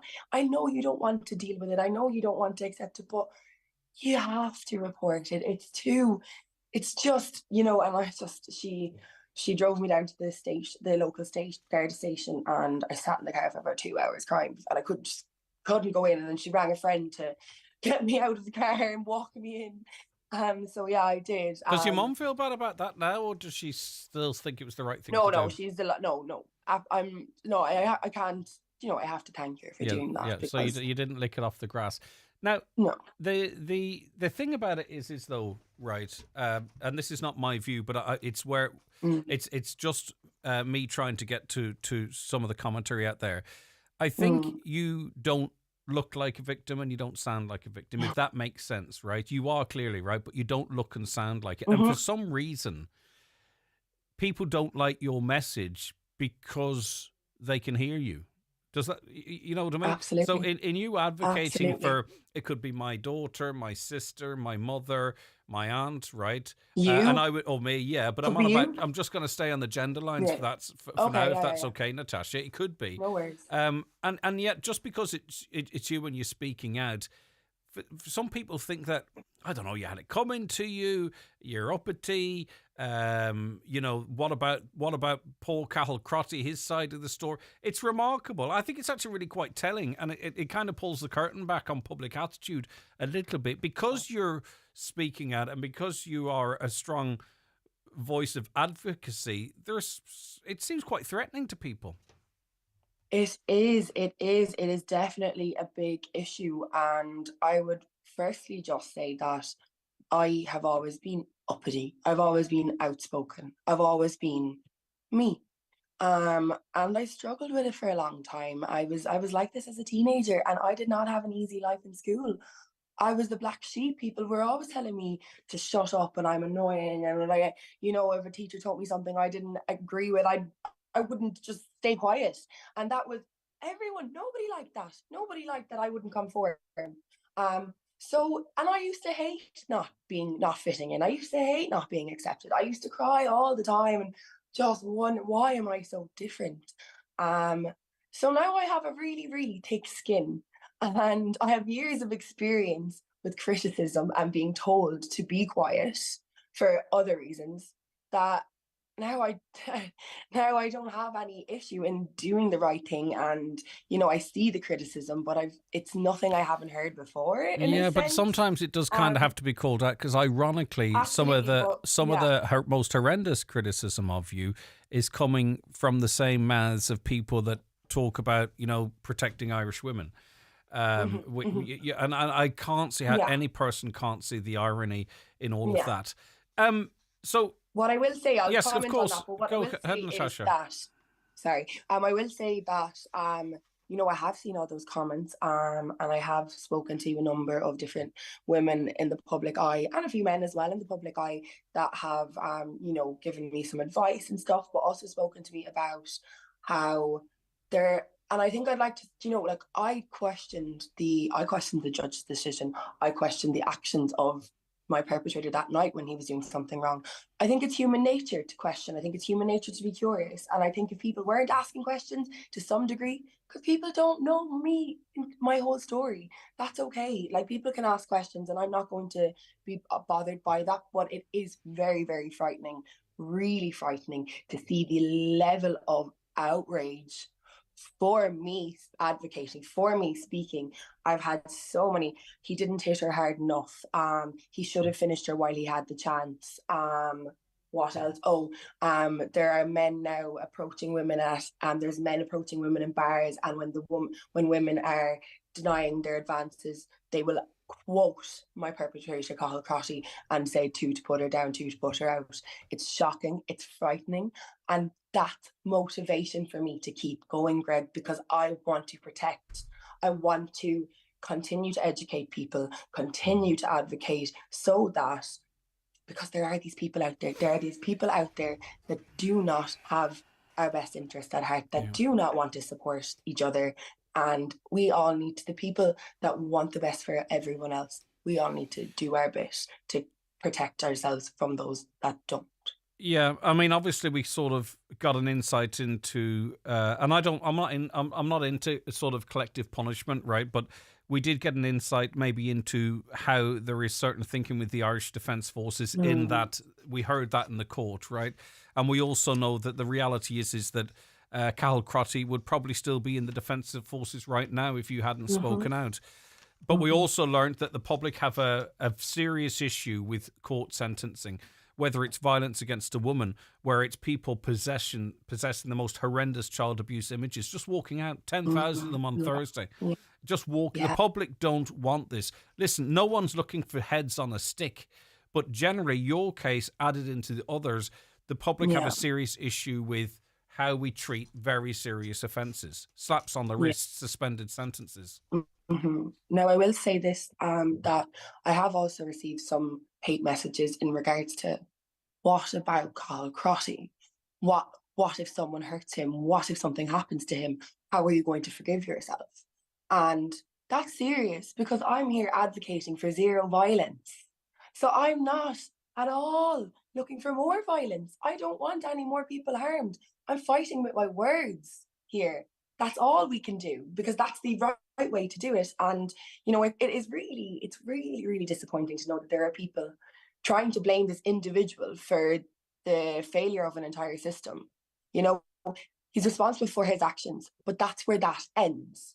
I'm not talking about what happened to me. I'm talking about what happens to everybody all the time, and I'm talking about how to change for the future. And I think when there is that portion of the public that are directing all their anger at that individual, and to that I'm saying that's wasted energy, because you need to realize that no one would know my name, no one would know his name if the system worked, if the justice had been, if, you know, there had been consequences, there had been justice, and everything was done, but if things were, you know, carried out efficiently. The judge had sensitivity towards the victim. The judge didn't want to preserve a career of a violent man in a peacekeeping force. You know, and this is where it's wrong. It's not the individual's actions. They're wrong in their own sense. However, I believe that, you know, had there been adequate justice, there would have been a potential for that individual to move on with his life too. He may have learned, but now his life is forever destroyed. Everyone is losers here. We're all losers here because of the system, because of the people in charge. And just in relation to that, it's worth pointing out that, and as I say, there's an awful lot of people in the Defence Forces. I'm not painting all with the same brush, but 68 serving members of the Defence Forces have criminal convictions or are before the courts. So that means that even though there is a code of conduct there, either being convicted of or suspected of a crime does not really preclude you from being in the army, because 68 in total are serving at the moment with criminal convictions or indeed are before the courts. And indeed, Simon Harris has said that's something that needs to be looked at. And now I believe the DPP are appealing this. I don't know what would be satisfactory, what wouldn't be satisfactory. What for you going forward, Natasha? People want to know what you think about the Justice Minister. I mean, you said we must accept now, really, that you can't walk on your own. Maybe that's just the reality.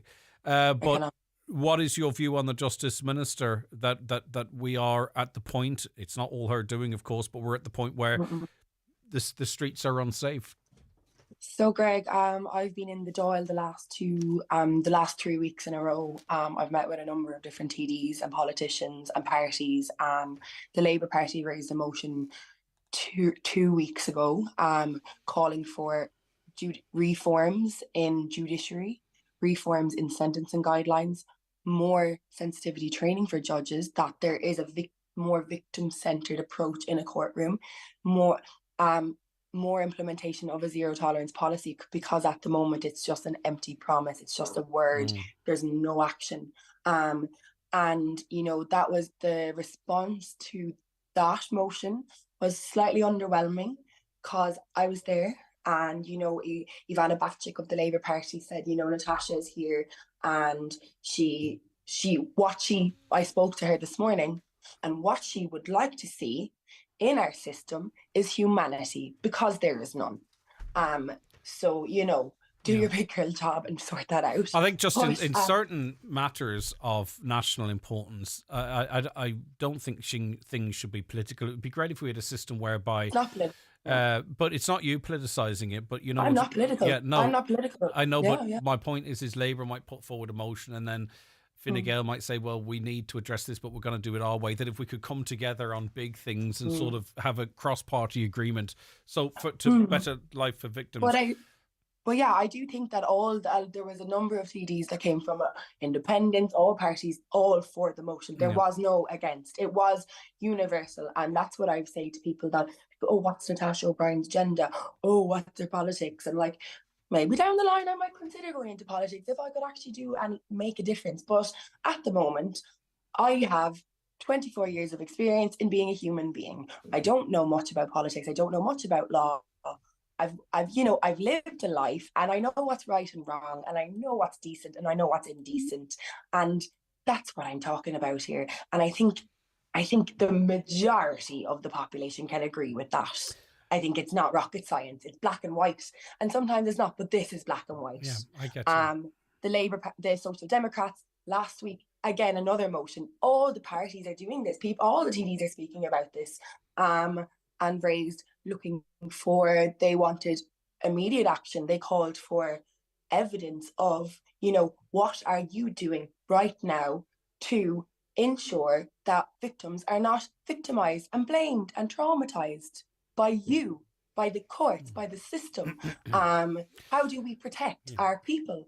And can I just add into that too? There's also a conversation going on at the moment about sexual assault victims, their counselling notes being used in evidence in court cases, things like that. I think most people would say that doesn't make sense. That's not the way we should be moving forward.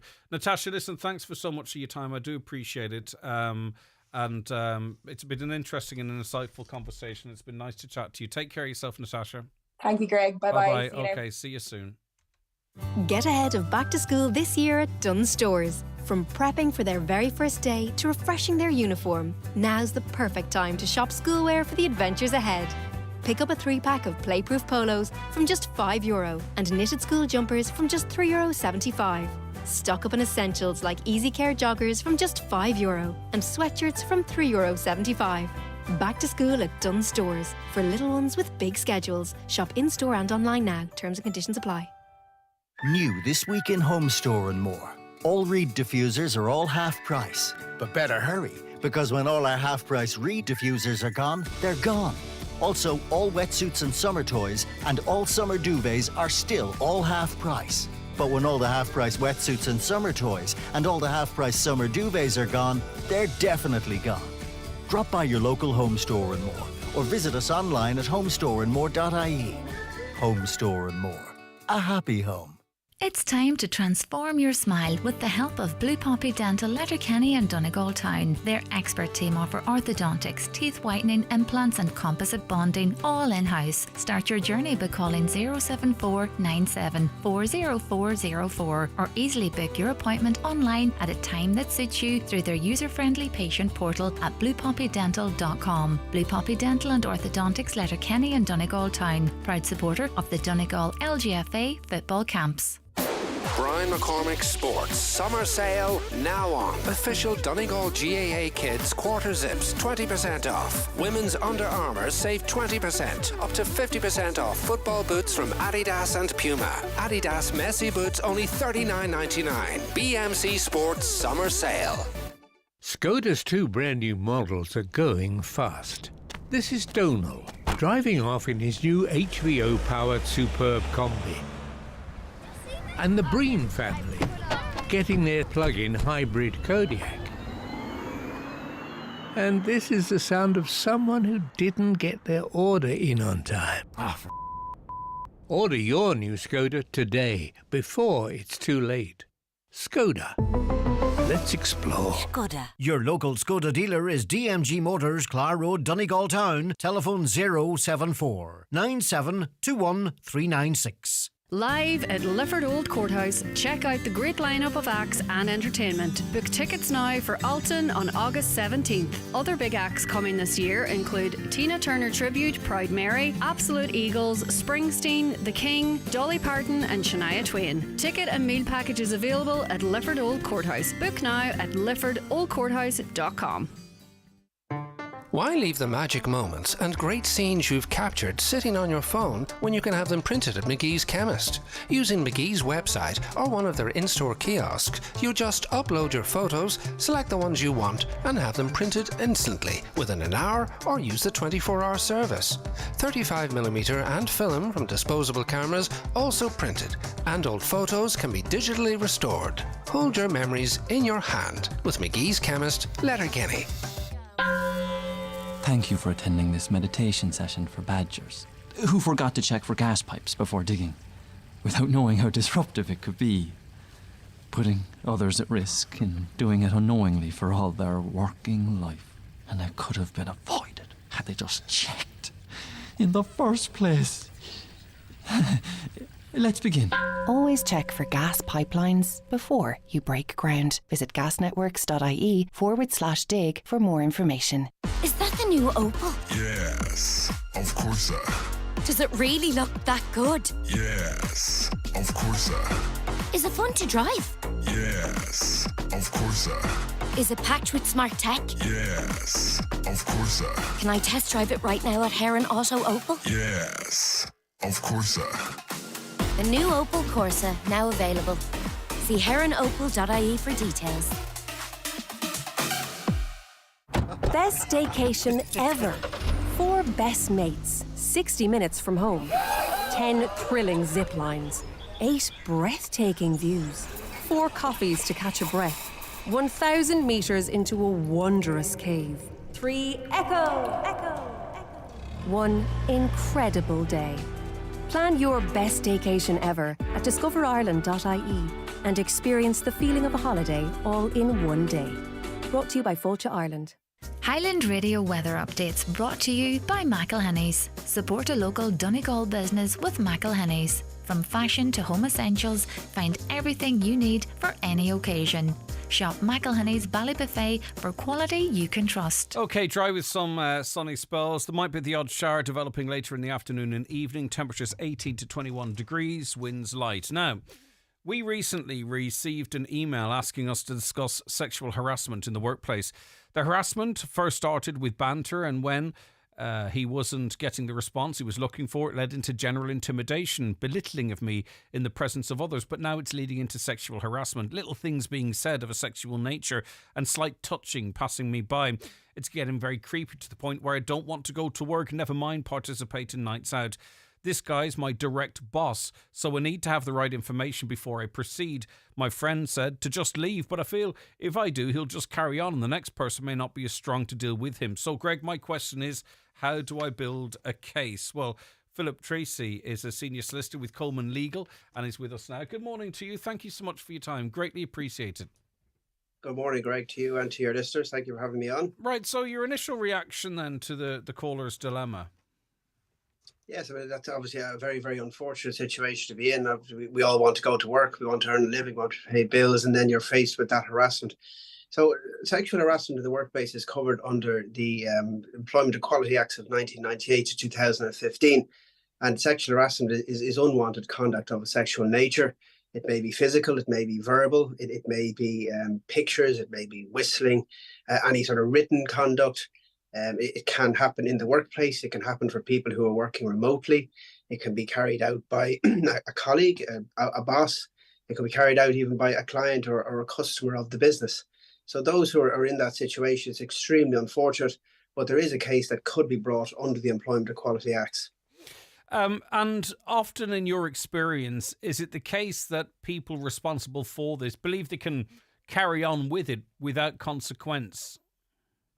Sometimes that can certainly happen, and it seems that the person who's made that inquiry, and that's been going on for a while. So the perpetrator of those acts upon her doesn't seem to be all that concerned. It seems to be looking for a reaction, and the less that this person reacts, the more that this perpetrator seems determined to keep at that person. But most cases, any company in particular or management in the company certainly would not want something like that going on in the first place. And then if they are being brought to the WRC for a claim, that obviously causes very serious concerns, not only for the victim of it, but certainly for the reputation of the employer. So what advice would you give this person in the first instance? Because going to the WRC sounds like, quite a bit down the road. I'm not sure. Do you have to use the mechanisms within the company, as much as they may or may not exist, before moving on? Or how do you suggest that this person move forward? Yes, but employers should have a code of policy of conduct or for what is unacceptable behaviour in the workplace, and that should be given to everybody upon commencement of employment. Therein will give the victim, the employees indeed, a guideline as to what they can do, what procedures they can follow. They can be raised formally within work or informally, which is be talking to the person, asking them to stop. I'm guessing that this has been going on for quite some time, that the victim in this instance has probably gone beyond asking the person, I think is a boss or a superior to her. Yeah, definitely a line manager at least anyway. So that obviously, there's an imbalance of power there. It makes it more difficult. They could go up to somebody more senior and do it that way. But I think the victim in this instance needs to consider whether or not she wants to actually stay there. Nobody wants to leave a job. It's a source of income. It pays the bills, as I said at the start. But if it's their intention to leave, perhaps saying something in work may not serve any good, but she should certainly put her own manager on notice that this has been happening. But Philip, just in terms of how the company might deal with it, so let's just say, for instance, that the person responsible is brought into a meeting and says, I didn't realise that, I'm a touchy-feely person, I thought we were having the crack, I'll never ever do it again. But the person who was subjected to the language and the touching and what have you might say, that's fine, but I actually don't really feel I can continue to work under this person. Now, of course, it depends on the size of the company and if people can be moved around and what have you, but in most cases, perhaps not. So what could having reported it, what realistically could the victim expect? Well, certainly any employee in the situation should definitely report it. That's the first thing. It absolutely should be brought to the employer's attention, because an employer can potentially say, well, we didn't know what was going on, so you decided to leave because of something that we were never aware of. But what they could happen to expect is that to be a formal investigation. And again, the code, the procedures booklet that the employer should set out how that would work. There'd be an investigation, all parties would be interviewed, and then ideally by an independent outside person would come into the company to do that. So there's no bias, there's no fear or anything like that. And then ultimately a finding is made. And in relation to the perpetrator say, well, I didn't mean any offence, but I didn't know this was causing a problem. That's not really good enough, especially when it's going on for a prolonged period of time. So ignorance is not a defence, really. It's not a defence, no. And the victim, it's how the victim, how that impacts her. She's the one who's having these things said to her, done to her. So it's not really, good enough to just simply say, oh, well, I thought it was just a bit of crack. I didn't know it was causing harm. Anything of a sexual nature, I would advise say an employer or client, do not do it. Just don't go there, because you are asking for trouble. Nobody deserves that in the workplace. And it can lead into a very, very big problem. So if the victim follows the correct pathways within the company, unsatisfied with the outcome, or perhaps even says, look, I can't work in this building with this person any longer, and they leave, is that the end of it, or can they pursue the company perhaps for allowing this to happen in the workspace and effectively costing the person their livelihood, even though they voluntarily left? They certainly could. You could bring a claim, as I said earlier on there, under the Employment Equality Act for sexual harassment in the workplace. There's also a potential personal injury claim there if this has had an impact either physically or psychologically upon somebody. And so there are a number of avenues that somebody could take. Just to also note to your listener that they should initiate a case to the WRC under the Employment Equality Act within 6 months of the last incident of harassment. That's very important. If you miss that deadline, that is a problem. But in relation to what the employer may or may not do, then of course they're going to consider it as a whole. Can they move people around? If the victim feels that she can't work there anymore, and they potentially could go down the road of a constructive dismissal claim, because the employer has been made aware of something and they haven't done enough to resolve the matter, and they haven't made that person safe in the workplace. So say this person hasn't necessarily escalated it in the workplace as of yet, but on your advice is saying, right, I need to do that. Could they still engage Coleman Legal or another legal practice at this point? Or is it a case of going through the internal processes and then weighing up their options? Certainly, yeah, you can absolutely, you can contact, and that listener can certainly have my contact details if she wishes. There's no difficulty with that. But I would definitely encourage somebody a victim in those circumstances, to initially at least speak with a solicitor, and just to be careful about how they go about it, and certainly to make that initial complaint to the employer, say this is happening, just so they're on notice. As I said, if an employer doesn't know, you can't then subsequently say, well, you should have sorted it out if they didn't know. But yes, absolutely, I would encourage somebody to speak to a solicitor just to make sure that they handle it the right way, they follow the internal procedures, and ultimately then if they're going to go down the WRC or potentially a personal injury claim for the psychological injury, usually in these cases, that has caused, absolutely you should speak to a solicitor. Yeah, because there are people who sometimes would say to you that they feel the human resources is there to protect the interests of the business and not necessarily the interests of its employees. Yes, certainly that is a concern of a lot of people. And as I said, when we were talking about the formal investigation, ideally it would be somebody external from the company would come in. And then that way it would be, should be, at least on paper, it should be an independent view. But certainly the employer will absolutely be concerned. There's no doubt about it. This is very, very bad news, not only for the victim, they potentially have failed their employee, but from a PR point of view, having your name as an employer that this is going on, and that's obviously not a good thing. And finally, there's obviously a lot of small, medium-sized businesses where this person talking of could actually be the company owner. Does everything still apply the same, even in that scenario? Yeah, obviously that makes it extremely difficult, because if it's the company owner, that's the very top person. But again, they should at least make it known that this has happened and detail what has happened. And again, it's putting the employer on notice that this has happened. I do have quite a few clients where it has in fact been the owner who's been carrying out some of the most vile examples of sexual harassment in the workplace. Yes, that makes it obviously exceptionally difficult. And in those cases, sometimes the employee decides to leave, because where do they turn to, especially if it's a very small company? Yeah. Okay, fascinating. Philip, thank you so much for your time. It's greatly appreciated, okay? Hopefully that helps our listener. That's Philip Treacy there, Senior Solicitor with Coleman Legal. Join me, Marty Friel, this and every Friday night from 8 for Rockin' Hits on Highland Radio in association with Arena 7 Letterkenny, the best family entertainment complex around, with bowling, laser quest, soft play centre and more. Visit arena7.ie. Step out of the ordinary and into the new Lexus LBX, because this is the luxury compact SUV reimagined in every detail, where style, elegance and innovation define a new kind of driving experience. It's your world. Make it extraordinary. Experience the new LBX Hybrid at your Lexus retailer, available with a range of flexible payment options. Lexus.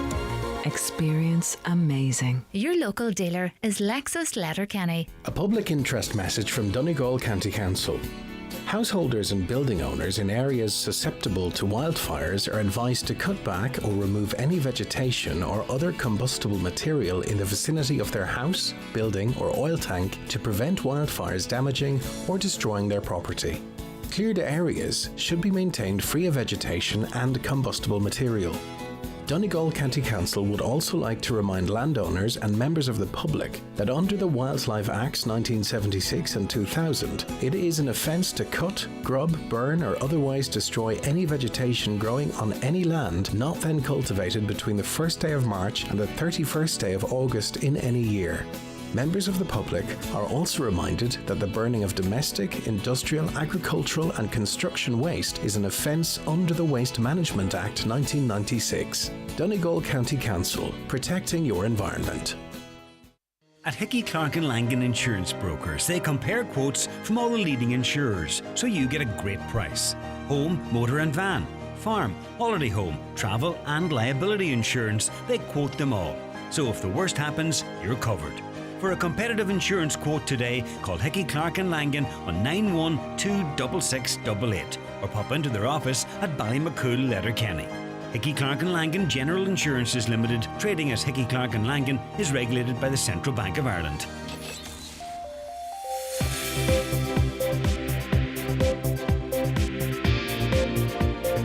With all the stories that matter across the Northwest, it's Greg Hughes on the 9 to Noon Show on Highland Radio.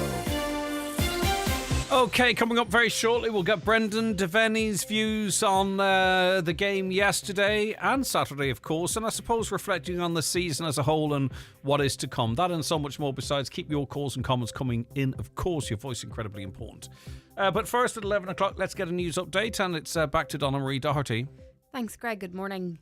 An Omagh haulage company, its director and transport manager, along with a number of drivers, have been sentenced after a joint operation uncovered the manipulation of tachograph recording equipment. Director 45-year-old Michael Doherty and transport manager 56-year-old Patrick Doherty pleaded guilty and were sentenced to encouraging fraud by false representation, 9 counts of aiding and abetting fraud by false representation, and entering into an arrangement to acquire criminal property. The company was also issued with a confiscation order to make a payment of £247,000, and the company was ordered to pay an additional fine of £72,000. Those responsible for the severe littering of a picnic area in Redcastle should be named, shamed and fined. That's according to local councillor Martin Farron. Outrage has been sparked online after a community group shared an image of at least 20 glass beer bottles strewn on the ground near the shorefront in Redcastle. The local litter warden has been contacted, and Councillor Farron is now asking those with information to come forward. Parents are being urged to ensure their children are properly vaccinated before going on holidays. The HSE has issued a fresh appeal this morning. Dr. Anthony Breslin, consultant with Public Health Medicine for the Department of Public Health, HSC West and North West, says the issue is particularly pressing in Donegal, where MMR vaccination rates are lower than they should be. He says families need to realise the risks posed by the disease given the outbreak seen in the UK and Europe.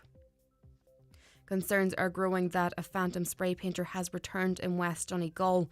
It's after a number of road signs and private property has been graffitied with red paint. A local councillor says it was a problem in the past but has subsided.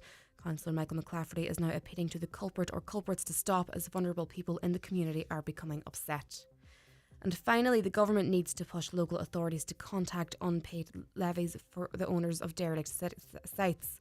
Over €20.5 million in levies is owed to councils nationwide. There were more than 1,913 sites on derelict site registers at the end of last year, an annual increase of 21.6%. That's all for now from Highland Radio News. Back with more at 12 o'clock. Thanks very much, Donna Marie Doherty. We'll be back after a really short break here.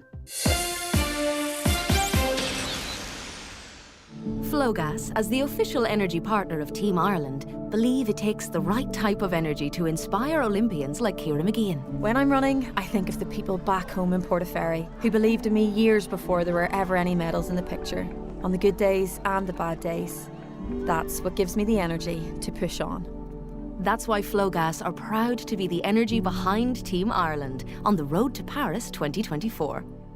Flowgas, energy for everyone. A caller says, my wife was in a similar situation with a female boss belittling her on a daily basis to the point where she talked of taking her own life.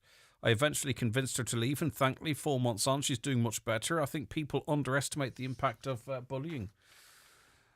Yeah, very indeed. Very important indeed. Greg, poor woman. Cases like this should have a male and female judge sitting together. That's in relation to our conversation with Natasha O'Brien.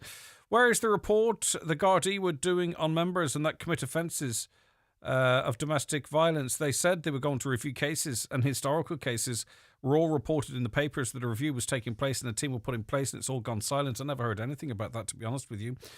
Should it not be the judge in the limelight, not the army? It was the judge let him off.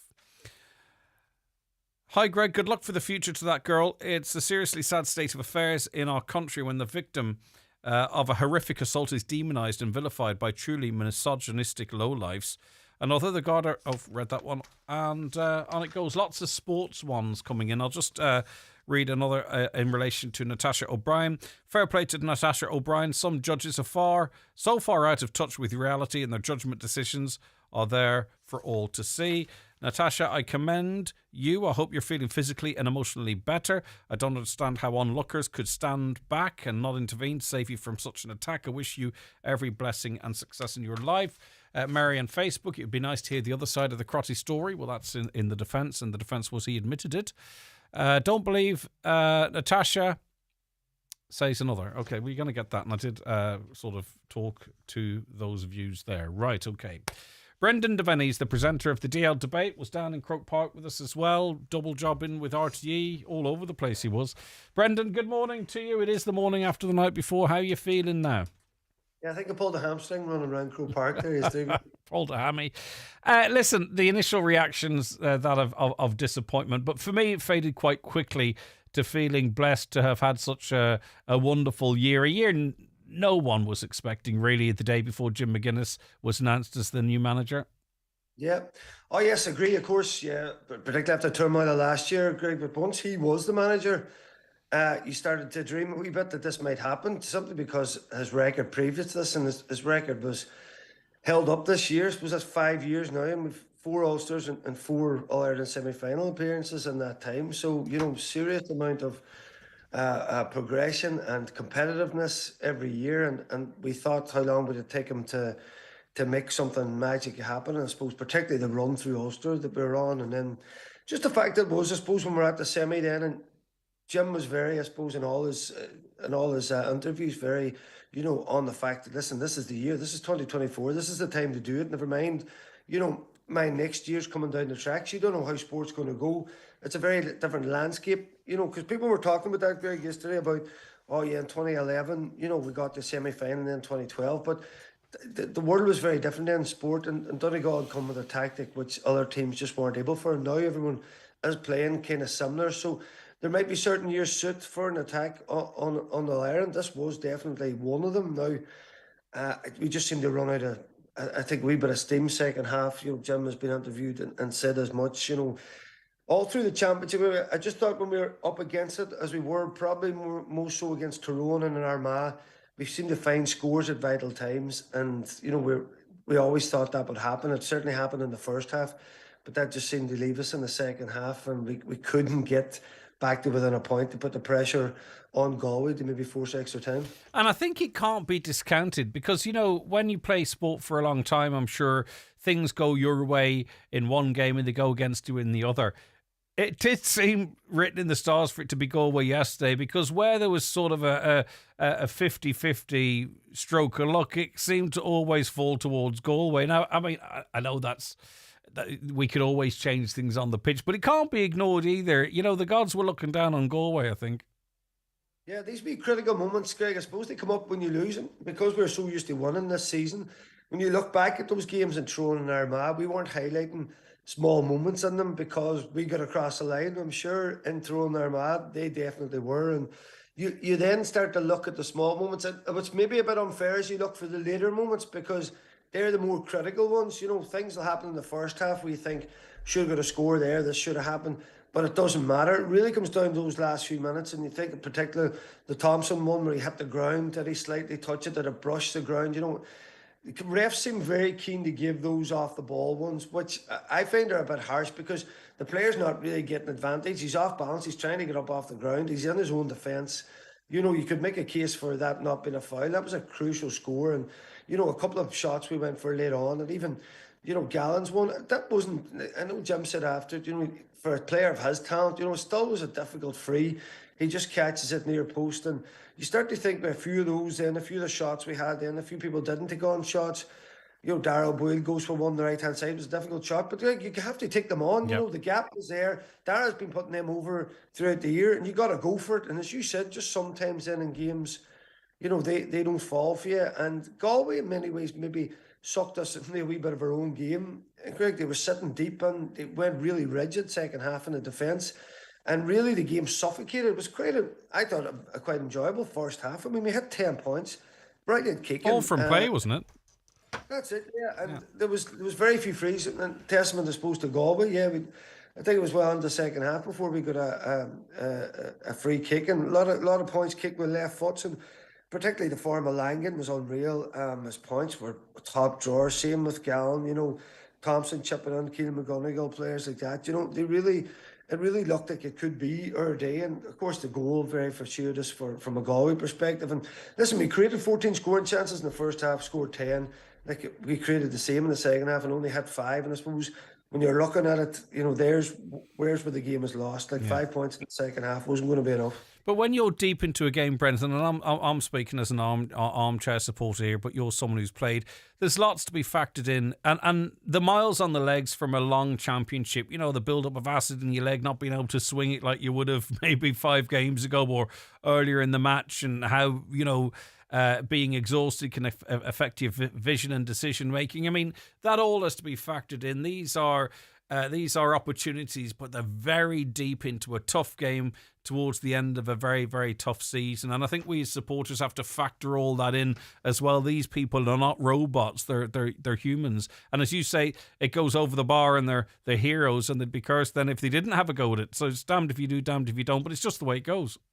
Yeah, I think all Donegal fans kind of get that now, because I think all the talk of Jim, leading up to this too, was these boys are playing for your county. They're putting in some effort. They're dedicating their life to this, and I think everybody gets that, and that's why it's nobody's fault when you have to have a go. In fact, I would commend players for having to go, because there was a couple of times, Greg, where a few other people maybe didn't fancy it or shirked it a bit. So you have to admire people, because someone has to have a go. And normally that has been falling on our side. But some of the performances yesterday, I suppose, you look at McCall's performance in particular, and Owen Bam was going really well. His injury was huge going off as well. I say Keelan McGonigal and particularly Langan should be man of the match for me, definitely. As I say, great moments from Thompson. Gallon McBurdy kicked a couple of great scores as well. Shane O'Donnell kicked a brilliant point with his left foot second half. So if you look at the Galway side, the big, like their man, I suppose their man of the match and their man of the match from last days had quieter games, and I think that's what happens in games. Different people, Mogan didn't have obviously the game he had the last day, but Kelly McDade, who was their standout man, wasn't really in it. And I say McCall had taken Comer out of it. Walsh wasn't really in the game. Finnerty had a couple of moments early on. So, by and large, we had nullified a lot of their threats, which again, looking back when the dust settles, if you had said all those players wouldn't play well or weren't really involved, I'd say we definitely could have won the match. I know Dylan McHugh had a brilliant game for them bursting forward and that, but with so many of their players, Greg, not operating, and of course Sean Kelly being injured and that, there, just as I'm talking to you now, I'm thinking, there's a savage chance for an All-Ireland final there, and with our man waiting in it, we drew them once and beat them twice already. You would think maybe they're right and maybe I'm wrong, but there's such a small group of sort of people involved in the presentation on a national level of GEA, particularly the football I can focus on a little bit. And this narrative yesterday I was hearing, I generally try and avoid it, but it was like, the championship has been blown wide open because Dublin and Kerry are out. Dublin and Kerry are out. Kerry are out because Armagh beat them. And Dublin are out because Galway beat. It hasn't been blown open. It was open heading into the quarterfinals, and this is where we're at. Now, I get the dominance of those two teams, but it's just this it's like Chat GPT or artificial intelligence. It's just the same old nonsense. Come up with a different way of describing it. Think for yourself instead of, someone said to you in the green room, oh, it's all blown open now, and you walk out onto the TV, the TV gantry, and you just parrot that crap. Maybe it was all blown open, but I just wish we'd try and present stuff in a different way and talk about things in a different way. I'm probably talking nonsense. Well, listen, I think, Greg, just because the dominance of particularly Dublin and the two teams that were coming after them were Mayo and Kerry for a long time there, I think that language and probably the competition itself was badly affected by that. And I think you're seeing a resurgence this year of different teams. The last couple of years building up, and a lot of people are saying they're not good enough once it gets to Croke Park to actually beat the biggest teams. So that's definitely changed this year. And looking at the last 21 years, Greg, you have Mayo, Dublin or Kerry involved in all but two finals. Yeah, such has been the dominance of getting to finals. So listen, it's up to the rest of the teams to change that, and then you won't be talking about right, maybe you're changing my opinion. I don't like that. Okay, but I'm an open book. I'm of an open mind. What about Armagh Kerry? That was a turn up for the books for some as well. Yeah. Listen, I suppose a lot of people were saying Kerry weren't playing that well this year, and this was going to be the big game for them in terms of, they did what they had to do against Derry, who were limited and, of course, playing fairly poorly by the standards I think they can get to. So we've probably thought we were going to see, a more fluent attacking system, which we didn't. We did at times. They got into that 4-point lead, and you feared for Armagh a lot, but Armagh showed so much guts to come back into it. And a bit like yesterday, the 3 goals were just accidental shots that caused confusion because the game is so set now, and then you've an accidental kick and it unhinges, the way you're set up. So, I mean, for all the knockbacks of this team, Meg, and listen, I swapped a few texts with Kieran McGeaney there just around, I was glad for that group of players, because, you talk about Donegal lads and what they've put into it. Armagh are doing the same, and I've got nothing but knockbacks year after year, coming closer and closer, and ultimately going out in penalties. So, listen, I couldn't help but be glad for that group of players to make a final. Of course, my mindset was thinking it was going to be us, and let's take them out. So, now it's Galway. So, listen, I'm happy. Who are you backing? Who do you want to win, and who do you think will win?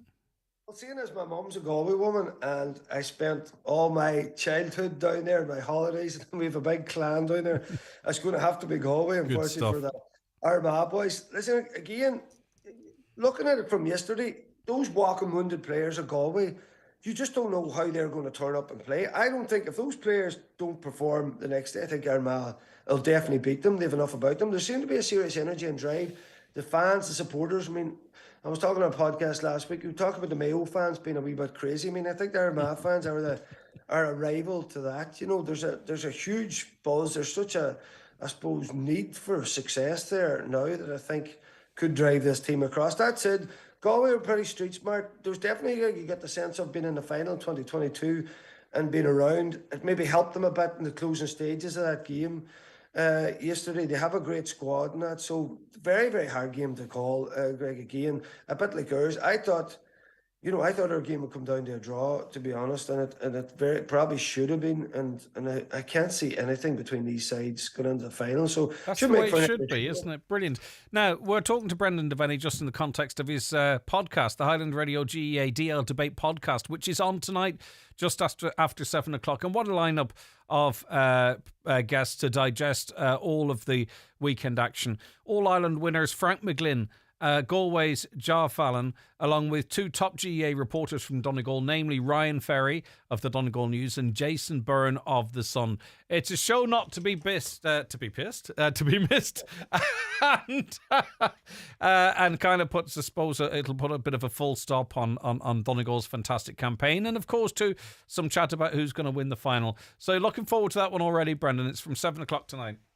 Yeah, listen, always great to get the lads on, Greg. And funny, even with the hour show there, it's always so hard to pack everything in. So maybe I'll try and talk a bit faster. Don't worry about that. Yeah, you're doing fantastic. Brendan, thanks very much indeed. Really appreciate it. Brendan Devaney there, presenter of the DL Debate, brought to you in association with Sister Sarah's.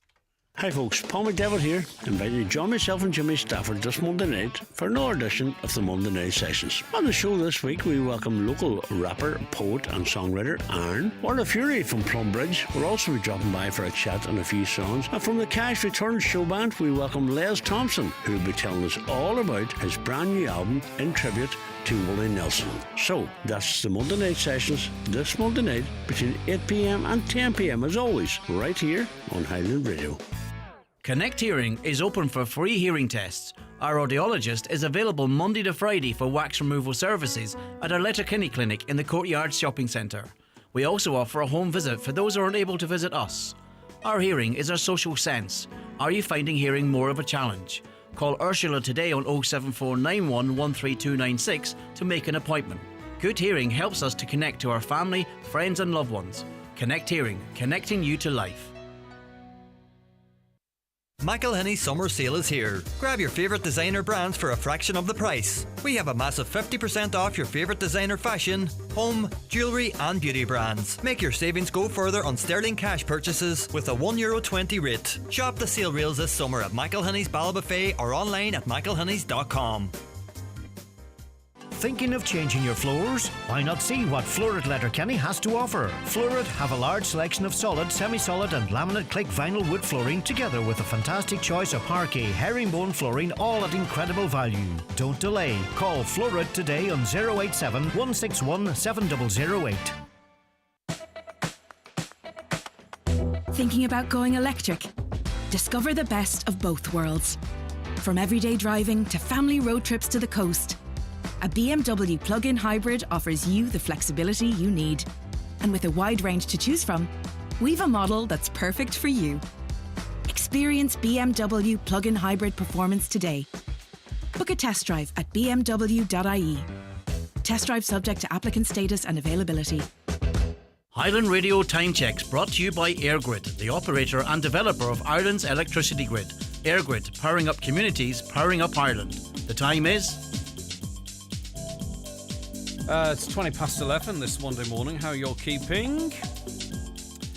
Right, so on our Monday Focus this week, we look at the importance of a town bus service in Letterkenny. This Wednesday, the 17th of July, a public consultation for the Letterkenny town bus service will take place with a public consultation from 3 to 7 p.m. at the Radisson Hotel, Letterkenny.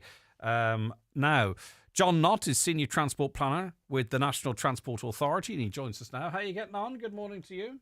Good morning, Greg. How are you? And good morning to your listeners. Thanks for having me on. Right. So what part of the process is this? I mean, obviously it's a public consultation, but this is with a view to the establishment of a town bus service in Letterkenny. So that's going to happen, and this shapes it. Is that where we're at? Yeah, that's exactly exactly right, Greg. So I suppose the process is underway. We're now ready to present some options to the people of Letterkenny and beyond. And we're really interested, I suppose, in hearing people's feedback on that and their thoughts on that. And that's really going to shape where we go next on this. So in short, I suppose what we have is two new bus routes operating entirely within the town of Letterkenny. So there are plans to operate up to about 17 hours per day, 7 days a week. So that's from about 6 in the morning until 11 in the evening. So on each route, what we're proposing is 2 buses per hour per direction. So that's a service every half hours or so in both directions. So again, we're on the ground in Letterkenny on Wednesday, and we're really looking forward to meeting with as many people and gaining people's thoughts on the routes, specifically, I suppose, the areas we're serving, the location of stops, and whether people kind of have a sense that this would be useful for them in their day-to-day lives. So, like, say, for instance, on the likes of a Letterkenny Main Street, would it be proposed or possible for, 3 stops, at the top, middle and bottom? Or, I mean, obviously, I'm not sure how familiar you are with the geography of it. John, my apologies. If you're not, that's perfectly fine, and we'll tease that out in the long run. But you that has to be factored in about the ability for a bus to stop safely as well, too, doesn't it? Yeah, that's right, Greg. And look, I suppose it's good that you've mentioned the main street in the town centre, just to sort of describe it, I suppose, and people will have a good chance to have a look at it on maps and with text descriptions as well. So in terms of the 2 routes, so we're going to operate route number 1 between Mountain View and Ballymacool, and that's going to go via the Gortley Road, the ATU, the hospital, and the main street. The second route will operate from Glan Rua to Lisnanen, and that's via the Convent Road and also the Main Street Hospital and ATU. So what that means is that both of the routes will overlap in the town centre. So instead of 2 services per hour per direction, that gives 4 services per hour per direction between that sort of core corridor between Skittle Alley there at the bottom of the Main Street up towards the ATU on Ramilton Road. So we're looking at probably between 4 and 6 stops, let's say between the bus station and the Old Town Road. So that's along both the Main Street, Market Square, but also on Pierce Road and Justice Walsh Road. So in terms of those designs, I think that's something that we'll come to, once we've taken the feedback from the public. But we're working very closely with the local authority, and we're really lining up the bus stop infrastructure activities and designs with other work that's happening on those streets in the town, just to make sure that everything sort of fits in and works as effectively as possible.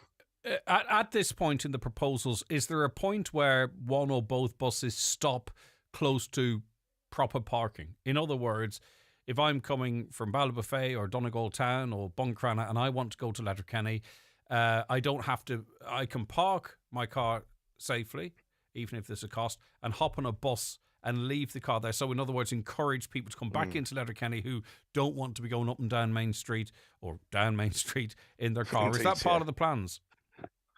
Well, that's it, Greg. I suppose to sort of take a step back even from the car parking, what we're looking at is about 70 stops all around Letterkenny town. So we think over 60% of the population of the town will be within 400 metres or reasonably easy walk access of a bus stop to jump onto the route.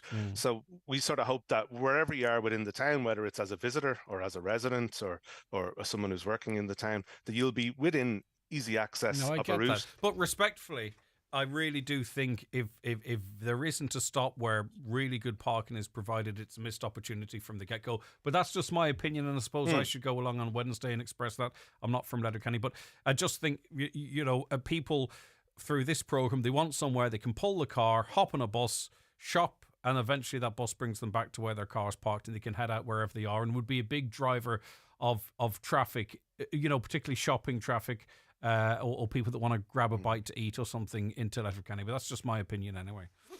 Yeah, absolutely, Greg. And I suppose we've done quite a bit of research on similar town services in similar areas. And I suppose one of the things that we found is people have told us they're absolutely more likely to visit their town centres. They're absolutely more likely to spend money in their town centres, but they're also choosing, I suppose, to leave the car behind, and really what we want to present here is a viable alternative to the private car, both in terms of journey time and in terms of access to range of opportunities, whether it's to socialise, to work, to go to college, etc.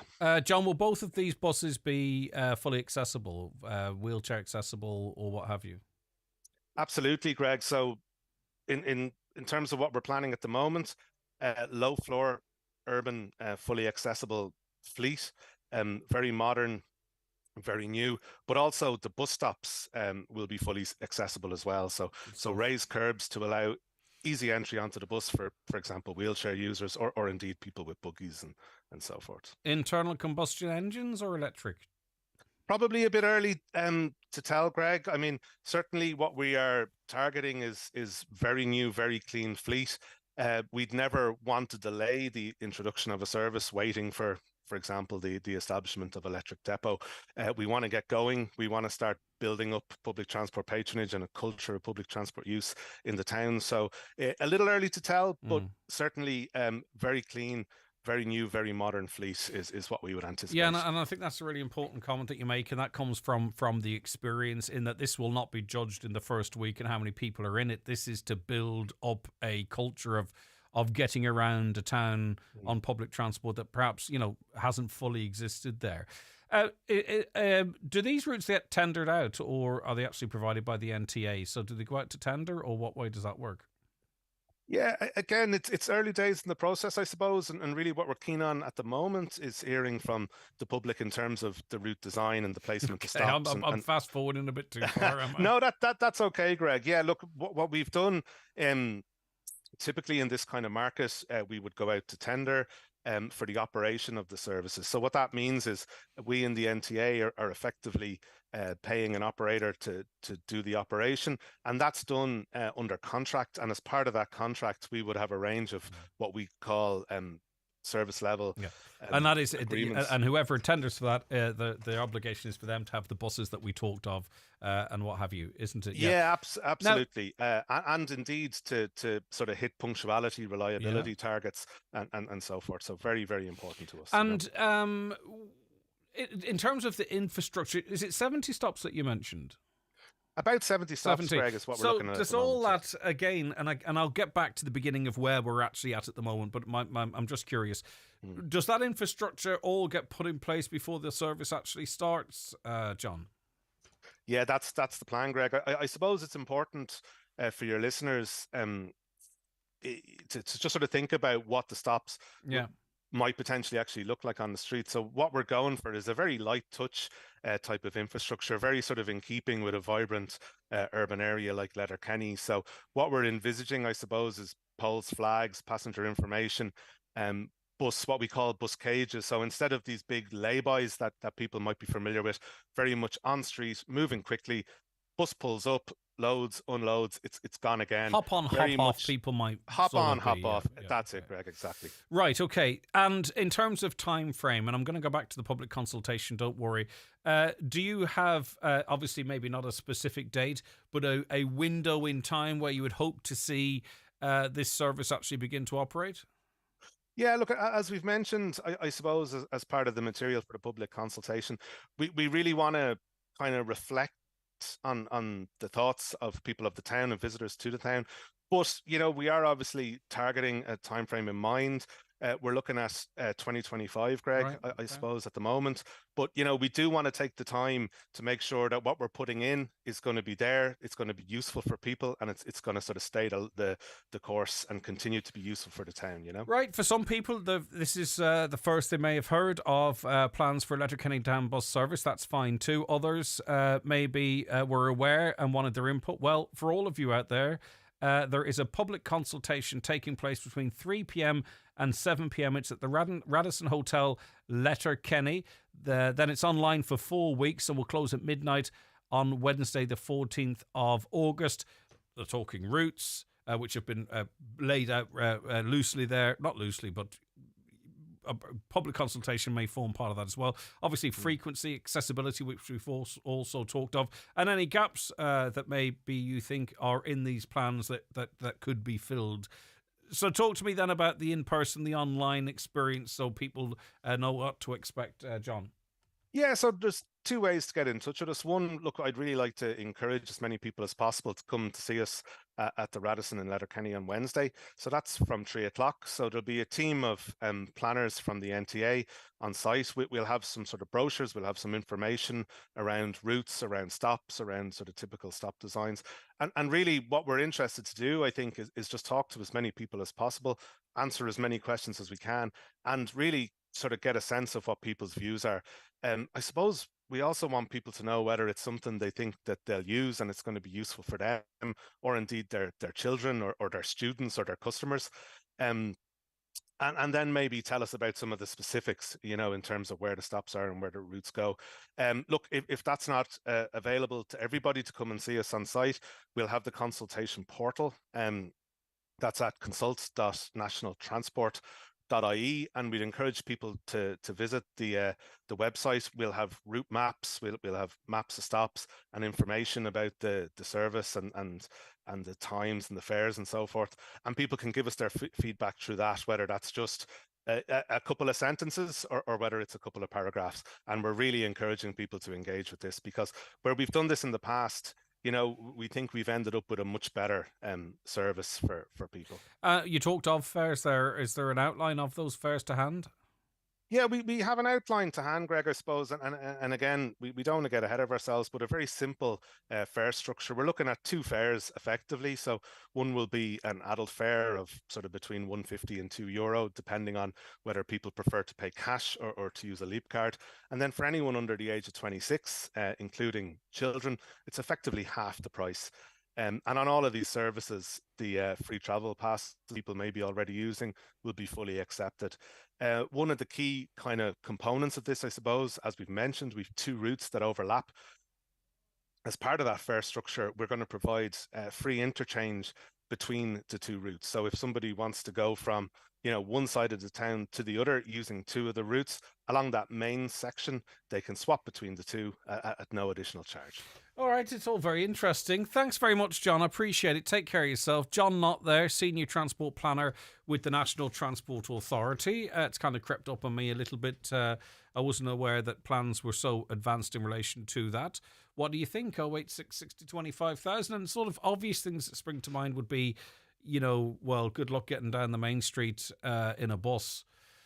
But that being said, we don't know fully the impact that maybe these buses might have on alleviating traffic on the main street. And maybe there's needs to be a traffic management plan to accommodate these buses as well. I don't know. But it sounds like a forward progression. Sounds positive. What do you all think out there? Let me know. Would you be more inclined to visit Letterkenny if you could park the car, hop on a bus and go around the places that you might want to go, even the hospital, for an example? Let me know what you think. 086 60 25,000 if you feel motivated to do so, of course. Hi, Greg. Enjoyed both the coverage on Highland Radio and the BBC as Brendan was sprinting between both. Great weekend of games, and we go next year. It's funny that 3/4 of the Armagh fans were there as Kerry fans only go to the final. Right. Okay, because Kerry fans only go to the final. Thanks from Kevin from Dunlow. # Armagh on the N17. All right. On the soccer, Spain were the best team in the tournament. They are good to watch and won all their 7 games within 90 minutes, having to play big guns Germany, France and England. England were organised, battled bravely, but only had momentum when chasing a lead. Despairing to see goalkeeper Pickford, who kept them in the game, boot so many clearances to opposing keepers over the Spanish end line and into touch. What is it, the 1980s for English goalkeepers? There's not many teams hoof it across the halfway line anymore, but the English persist. Spain are not the team to kick possession away as they like to keep it and make you work very hard to win it back. Okay. And on it goes. Really busy on the text machine for a Monday, for any day of the week for that matter. Keep them coming. Let's take a break and we're going to chat to Christopher after these. Watch the show live now on YouTube, Facebook and at highlandradio.com. Well, wait till you hear why thousands of families are going full Lidl. Him has every fruit. Every fruit. He has blueberries every morning. He loves them. I would have a dream in an apple pool. Oh, really? Yeah, a that's pool full of apples. Yeah. Go full Lidl today. Hey, Got some old household electrical appliances or batteries lying around? Recycle them for free with We Ireland in partnership with Donegal County Council at our special collection day on Wednesday 17th of July in Falcarra at Dennis McCallion's yard, Fanmore, Falcarra from 10am to 4pm. We'll accept anything household with a plug or battery. See weaireland.ie. All you need to make your house a home at Patterson's The Hall Lifford. From garden furniture to kitchens, sofas and dining sets, all under one roof. Need a new mattress?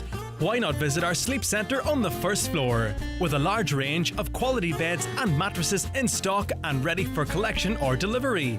Relax in our coffee shop serving hot lunches daily. Open Monday to Saturday, 9am to 5:30pm. Patterson's Kitchens and Interiors, The Hall Lifford.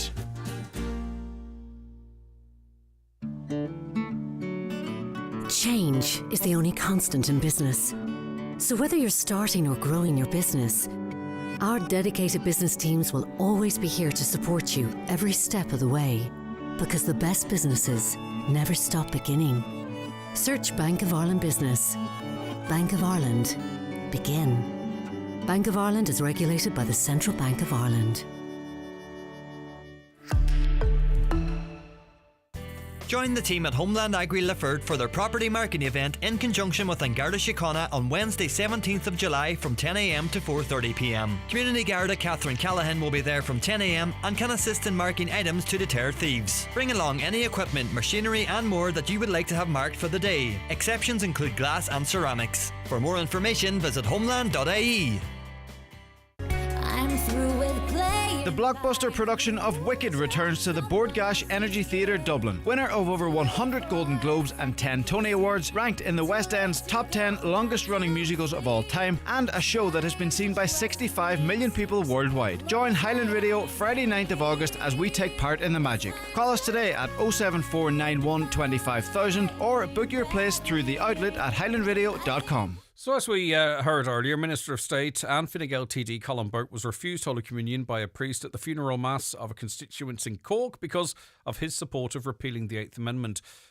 Father Gabriel Burke, curate in the parish of Blarney, confirmed that he'd refused Mr Burke Holy Communion at the funeral mass of an elderly local man in St Patrick's Church on Friday because of the deputy's support for abortion. He said, as a senator, Colin Burke voted for abortion after the 2018 referendum, and he knows the teachings of the Catholic Church that any politician who voted abortion cannot receive communion. Archbishop Eamon Martin made that very clear before the vote on abortion, said Father Burke. Christopher's been following this story as well. Christopher, are you supporting Father Gabriel, or do you think he overstepped his mark? I support Father Gabriel. I picked up on this story over the weekend, and you very rarely see a priest do this. Like you read about it more in America than you do here. Generally, they'll do it against very prominent politicians in America, but it's very sad that a priest has to do this. What he's done, in effect, what he's done is he's put the abortion debate back on the table by doing it, and he obviously knew that that's what would come out of it. And you know, if priests are having to do this to bring the debate back to the table, then so be it. But are you saying that whether or not Father Gabriel correctly interpreted the bishop's comments and what have you, it was a means to an end and is justified in that it thrusts the issue of abortion back into the public domain? If I had to guess, I would say that the parish priest is extremely frustrated with what's happened in the last 5 years regarding repeal of the Eighth and the influx of abortion. We've now killed more babies than have been killed than people killed in Gaza, in the conflict in Gaza. So we've had over 30,000 abortions in Ireland. We were told it would be safe, legal and rare, and it's anything but that. But going back to the point, why would the priest do that? The priest is very much, probably most likely, just adhering to his catechism. Catechism is very clear on this.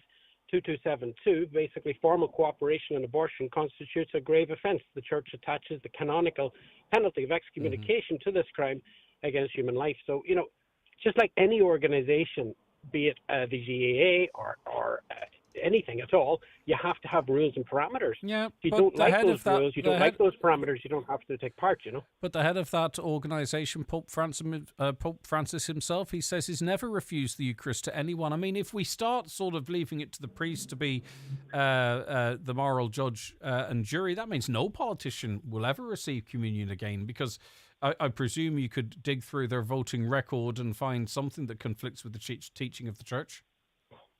Well, it comes back to the Ten Commandments. Is murder wrong? Well, It's it not also black and comes white. down to your definition of murder too, which of course was well rehearsed. During the run up to repeal. Obviously, there's a lot of people that would feel it's a false equivalence comparing a person in Gaza to what they might describe as a collection of eggs or cells. The debate around abortion, the debate around abortion has many aspects, and there can be numerous grounds upon which to fight it. But one of the simplest ones of all is population. Elon Musk himself and many prominent people are now coming out saying we're facing demographic collapse. Now in Ireland, we're killing over 10,000 Irish babies a year. That is certainly not good on the demographic side of things. I don't think I'd be going for. I don't think I'd be going for guidance on humanity from Elon Musk. In fairness, Christopher, I mean, no, he's, I know. In fairness, he's held up as some sort of a hero and so righteous. But look at the platform he's running. Look at the amount of porn and other things that are on that platform. Look at the billions upon billions I would he's agree with sitting you on. certainly. I would agree. But anyway, I listen, I'll agree take with your you on point. that, I have but- a bee in my bonnet about Elon Musk, and I probably unfairly pulled you up on that. But I know where you're talking about. People have influence and pointing to the. Yeah, I get you, Christopher. Look at the policy change around the world. Like China right now is restricting abortion because they have a demographic collapse, which is going to reduce China's population by 1/3 in the next 50 years. But can I suggest, Christopher, So they're that the rather crisis, than, you know? can I suggest, and not being argumentative, but you know yourself, it has to be a convo too. Can I put it to you that rather than potentially forcing people to have and raise children that they don't want, the likes of China, Ireland, Britain, America, perhaps should be making it a better place to have and raise children? Do you know what I mean? But through choice. You've hit the nail right on the head. Why is there this sudden push towards abortion? Policy is all wrong. It's very, very expensive now for a family in Dublin to try and rear any sizable family at all.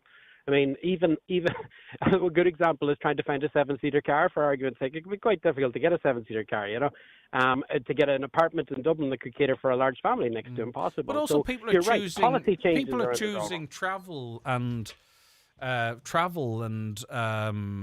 career, and there's lots of factors in there. I don't think we can. I don't think, Christopher, and you sound like a very intelligent person. I don't think we can sort of say the reason why there's less babies born is because of abortion. Of course, abortion is there, but I think the wider picture here is people are choosing to have certain demographics in the world are choosing to have less children, and I think they're making decisions to use contraception or whatever it might be because they want to progress their career, they want to save to build a house, they prefer to travel, and they see children as an inhibitor in that regard. Do you know what I mean? Like, just with the broader conversation, Christopher.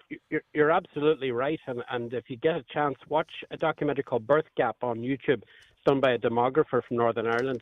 It's actually won awards in the Chelsea Film Festival. It's a really, really interesting documentary on it's called Birth Gap. Right. It's really, really interesting. And what he's done is he's travelled the world to try and figure out why has there been a cultural shift to people not having large families, people postponing having children, etc., etc. And what he has discovered in that is really, really interesting. One of the big areas of focus is Japan, where they're now selling more adult nappies than baby nappies. Japan has undergone a massive cultural shift where they are facing a demographic collapse of an incredible scale. South Korea is likewise in a terrible situation. China, as I said already, they had a one-child policy. They moved it to a two-child policy in recent years to try and encourage women to have children. But once the cultural shift happens, it's very hard to reverse it. So the two-child policy in China is not working. They've now introduced a three-child policy, and they're introducing incentives to encourage people to have children. But again, it's not working. And now what they're doing is they're restricting abortion for the first time ever in the only country in the world to do it. What we're witnessing here is a complete U-turn on basically what Henry Kissinger and all of the big population control people around the world were driving back in the 60s. We're seeing a complete reversal of it because they realize now they've made a terrible mistake. What's behind it is going to be huge economic collapse. If we don't have enough children to come in to our country to replace the people that are dying, then we end up with a top-heavy pyramid. You've got an awful lot of old people. You can't force women to have babies either, though. You know what I mean? Like, I totally agree. It comes down to choice, like.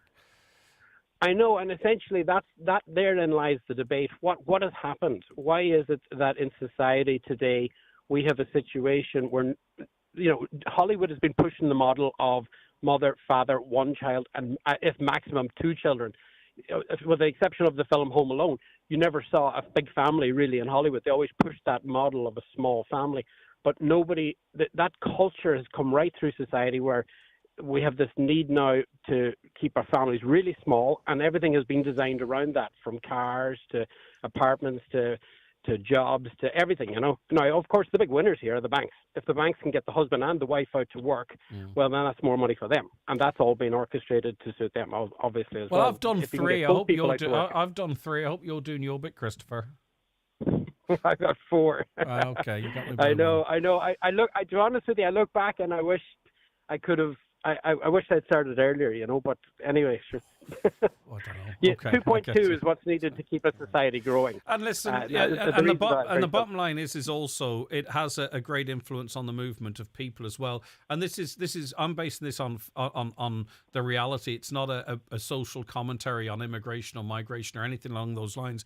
But we are an aging population, and there's a couple of things happening. Yeah. A, we won't have enough people working to pay the pensions of those, and also B, we won't have enough healthy young people available to care for those as we get older. And what happens then is you start encouraging people from other countries to move here, other countries where the birth rates are higher. So everything is sort of interconnected in one way or other. What you're seeing now are businesses scrambling to find conferences on demographics. They're trying to get an understanding of where's the world headed in order to position themselves to capitalize on it. And what's happening now is if the population is getting older and there's a very small element of young people coming in to support them, what does that future look like for business? Is there any opportunity in business in that situation? And the sad fact is there's no opportunity. Next to old people homes, there's no opportunity. Without young people are the future. If we don't have young people, we have no future. It goes to show, too, globally, whether it's a dictatorship, a democracy, whether people are, whatever their racial background, their religious background, a lot of what you see in any individual country is actually replicated in other countries. You know what I mean? It's actually really quite interesting that this is global. So, you wouldn't think we'd have an awful lot of connections with China, but even China, you reference limiting non-medical abortions, but now they're actively seeking inward migration as well now to fill the gaps that we've been talking about so far. Russia's seeing the same, France, obviously, Poland, America. It's interesting, isn't it, that basically the same conversations and issues are happening all over the world, regardless of what type of government is in place. Yeah, and it didn't happen overnight. This has been in the bake for about 50 years. And that poor priest down in Blarney, I can understand his frustration. He's opening the paper, he's seeing over 30,000 babies aborted in Ireland since 2018. And I can understand he's completely frustrated. And the only way he can maybe express himself is the way he's done it. Now, as I said, it's very, very rare for them to do that. But if you read the Catechism, it states quite clearly if you engage in abortion, you don't even need a priest to excommunicate you. You're automatically excommunicated. So yes, but you also have to. I get you, and we could back and forth, but we won't because. But about Mr. Burke's conscience and why the reasons as to why he made that decision. There was an awful lot at play other than what you've outlined. And listen, I get where you're coming from. The priest has done what he's done. It's sparked conversation around the country. Maybe that's what he wanted to do. Maybe he's achieved it. But it's a complex issue, Christopher. And it's clear that obviously you have your views, but you see the nuances of it as well. Thanks for your time. Good to talk to you. Go ahead. You can see the moves around the world. You can see the way it's shaping up. like Roe v. Wade in America overturned, China now restricting abortion. Ireland seems to be always the last to learn or the last to know, you know. Yeah. But I hopefully don't- Ireland can lead the way in this now. Yeah, I still feel that even in America and all the situation is not settled there as to what the future holds, and also too in all of this, women do have rights as well, and they have to be recognised, especially considering that it's essential for population growth. Women have the ultimate role in that. Thanks for your time, Christopher. 086 60 25,000. Bingo every Monday at the Halfway House Bingo, Burnfoot. Doors open at 7:30 with eyes down at 8:30. €2,500 must go. Snowball is now €1,950 on 45 numbers or less. If you're not in, you can't win. That's Halfway House Bingo tonight at 8:30. Come along to the Glencolmkill Agricultural Show on Sunday 4th of August, featuring cattle, sheep, horses, poultry and all marquee classes. A great family day with children's fun and live music. Entries are now open on glencolmkillagriculturalshow.ie or visit their Facebook page. It's the return of Big Band Country Nights at Logues of Cranford this Tuesday with Robert Mazzell and his band. That's Big Band Country Nights kicking off this Tuesday with Robert Mazzell at Logues of Cranford, where you'll also find music in the Wee Bar on Saturdays and old-time dancing on Sundays.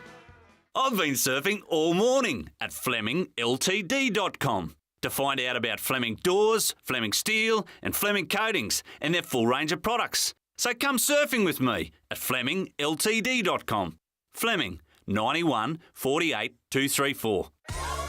House Pride Furnishings Summer Sale Weekend event has arrived. This Saturday, Sunday and Monday, join us in store as we launch our mega summer sale. Champagne and nibbles on arrival. Spin to win gift vouchers and freebies. Exclusive discounts on sofas, beds and dining sets. It's all happening this weekend at House Pride Furniture, Abercorn Square, Staban. Don't miss it. Online at housepridefurnishings.com.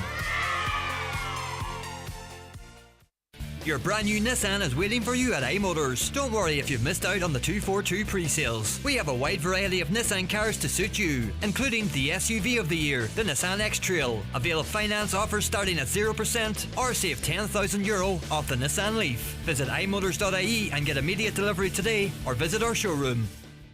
The one you've waited for, the Villa Rose and Jackson's Double Wedding Showcase takes place this Saturday, July 20th from 1 to 4 p.m. Come along and view 2 award-winning and newly refurbished wedding venues and meet our wedding teams at Villa Rose and Jackson's Ballybuffet.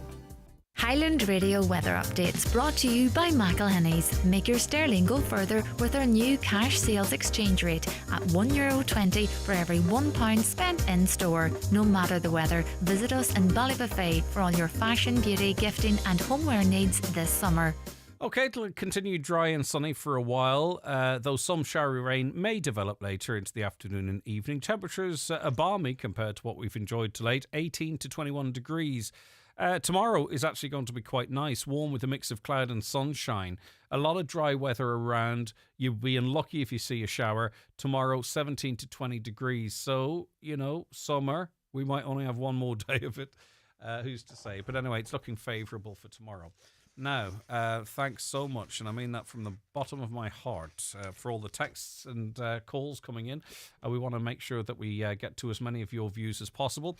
I wish more priests did the same thing, says a caller. It's sickening at funerals seeing politicians stroll up to receive communion to be seen. I also watch so many people who are in different relationships receiving. The rules within the church are clear. Priests are to blame for the downgrading the rules so as not to offend people.